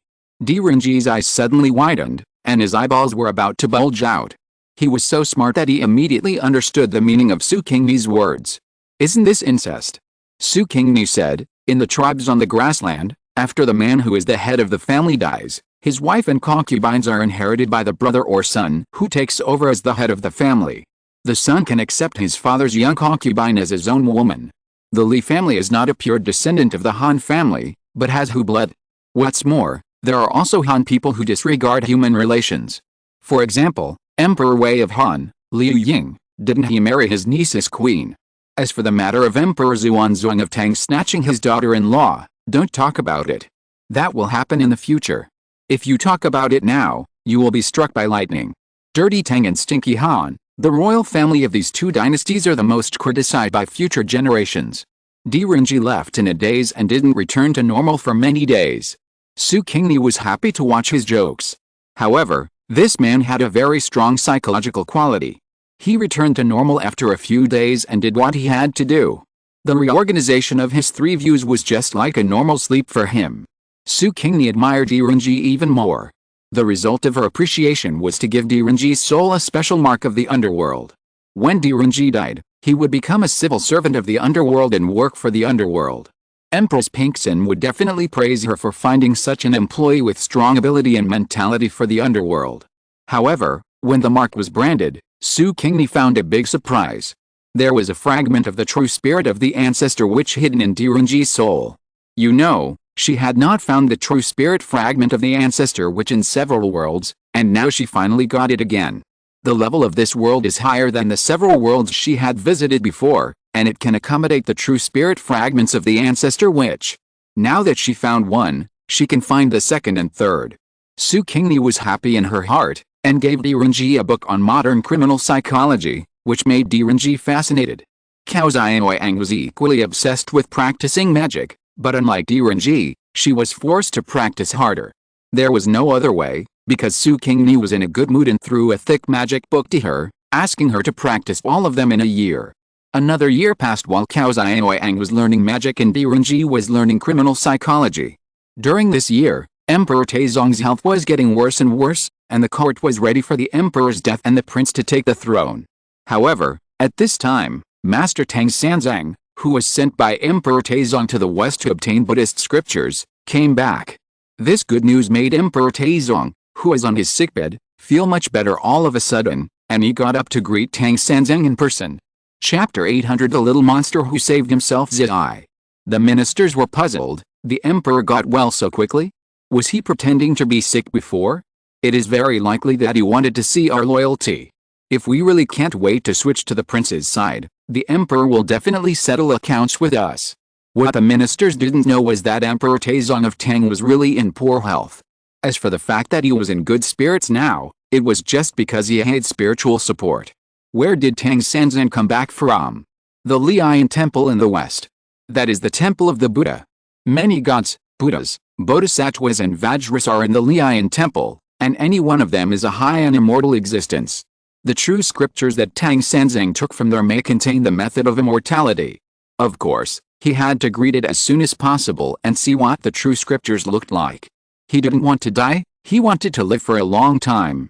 Relying on this hope, Emperor Taizong supported his damaged body and looked energetic. Su Qingni was surprised to hear that Tang Sanzang and his group had returned from the pilgrimage, but she counted on her fingers and realized that it had been 14 years since Tang Sanzang set out from Chang'an to the west. It was indeed time for him to return. Unconsciously, she and Huan had lived in Chang'an for several years. Hearing the noisy voices, Su Qingni hurried out the door. Huan and Cao Niangniang went out to play. With their personalities, they would definitely go to watch the fun. Tang Sanzang was followed by invisible gods and Buddhas. What if they discovered that Huan was unusual and attracted their attention? She had to find Huan quickly and cover up for the child. After pinching a spell, Su Qingni followed Huan's breath to find him and Cao Niangniang. Sure enough, the two ran to watch the fun and squeezed into the innermost part of the crowd, very close to the meeting between Emperor Taizong and Tang Sanzang. Su Qingni approached the person and covered up for Huan first. She didn't urge them to leave. With their nature of loving the hustle and bustle, they definitely wouldn't be willing to leave. Then let's watch the fun together. She was also quite interested in this scene. My brother is here. Taizong hurriedly got off the carriage and walked towards Tang Sanzang and his party. Seeing the appearance of the three monkey brothers, Emperor Taizong was slightly surprised, but he didn't show any fear. He is indeed an emperor of a great country who has fought in all directions and has seen a lot. How can the kings of other small countries compare to this calmness? This performance made the three monkey brothers have a good impression of Emperor Taizong. Tang Sanzang quickly bowed to Emperor Taizong and saluted. Emperor Taizong took 2 steps forward, stretched out his hand to support Tang Sanzang, not letting him bow down, pretending to be very intimate, and said with tears in his eyes, "My brother, you are back. I missed you so much. Your Majesty." Tang Sanzang was moved to tears, and held hands with His Majesty Taizong and looked at each other with tears in his eyes. The ministers behind could not bear to see this and reminded him, "Your Majesty, this is not the place to reminisce about the past. Let's talk about it in the palace." Yes. Upon hearing this, Emperor Taizong took Tang Sanzang away and ordered the eunuchs, "Pull my imperial carriage here, please get on the horse and return to the court with me." The three monkey brothers followed Tang Sanzang and left. Their strange appearance frightened the servants. Tang Sanzang found out and said hurriedly, "Don't be afraid, everyone. These 3 are the disciples I accepted on the road. Although they look scary, they are all good people. Oh, my brother's disciples, I naturally want to know them. My brother, introduce them to me." Emperor Taizong was quite interested in the 3 monkey brothers. Emperor Taizong always had a good vision and was very good at judging people. The 24 meritorious officials and 18 scholars in the Lingayan Pavilion were proof of Emperor Taizong's good vision. When Emperor Taizong saw the three monkey brothers, he felt that they were not ordinary people and must have great abilities. He wanted to get to know them. Tang Sanzang hurriedly introduced to Emperor Taizong, "This is my eldest disciple Sun Wukong, Sun Xing's, who is from the Flower Fruit Mountain in the Dongsheng Shenzhou. He was named the Great Sage equaling heaven by the Heavenly Court, but because he disobeyed the heavenly rules and made trouble in the Heavenly Palace, he was pressed under the Five Elements Mountain by the Buddha for 500 years. Later, he was enlightened by the Bodhisattva Guanyin and joined our Buddhist sect, and he protected me in my journey to the west to obtain Buddhist scriptures. This is my second disciple Zhu Wunang Zhu Beiji, who is the reincarnation of the martial Xiangpeng of the Heavenly Court. This is my third disciple Xiao Wujing, who was once the general of the Heavenly Court, Your Majesty. Although this white horse is the same as the one you gave me, it is no longer the original one." Emperor Taizong's eyes became brighter and brighter as he listened. These four were not mortals, they were all immortals. Make friends. You must make friends with them. This way you can get benefits from them. He didn't expect too much. The immortals must have good things in their hands to restore his health and increase his lifespan, right? Emperor Taizong was calculating in his heart, and his attitude towards Tang Sanzang and his party became better. "Fool, what are you looking at?" Monkey brother stretched out his hand and twisted the second senior brother's ear and asked. "Nothing." The second senior brother quickly slapped monkey brother's hand away in pain and did not say what he had just seen. Those two children should not be Kim Yilang's children, right? He threw those two children to death with his own hands. The two he saw now should just look like those two, right? The second senior brother thought so, but a voice in his heart told him that those two were very likely the two from the beginning, and those two were not dead. But how could it be possible? With his strength, his real strength, not the little strength he showed. How could the strength of the third-generation eldest disciple of the human religion be so little? Many years ago, he had already cultivated to the level of Daluo Jingxin. And monkey is now only the cultivation level of Tai Jingxin, which is one major level lower than him. It is impossible for someone to save people and replace them under his nose. Unless it is a quasi-saint or above. But those beings are no longer in this world. The 33 days have long been closed, and no one knows whether the powerful people in it still exist. The second brother shook his big head to get rid of the voice, and his mind was completely focused on the upcoming palace banquet. There must be a lot of delicious food on it, and he would eat it to his heart's content and reward himself. Zhu Beiji found them. Su Qingni was slightly startled, and then smiled. He is worthy of being the second brother, worthy of being the third-generation disciple of the human sect. His strength is actually stronger than that of Monkey King, but he has been pretending to be a pig and eating a tiger. Being born as a pig is a good cover. Bai Wu, what are you thinking about? Cao Xianwang turned around and saw Su Qingni's thoughtful look, and asked. Nothing. Su Qingni replied with a smile, and took the opportunity to glance at the clouds above. There are many gods and Buddhas hidden there, but none of them have discovered the identities of themselves and Huayan, and they can't compare with this second brother at all. Go home. Su Qingni said to Cao Xianwang and Huayan, you played all day today and didn't practice. Today's homework will be doubled. No. End of this chapter. Thank you very much for reaching the end. Don't forget to like. Looking for more exclusive content and immediate access? Subscribe to our Patreon. Remember, every like, subscription, or donation encourages us to continue. Thanks to everyone. See you in the next video.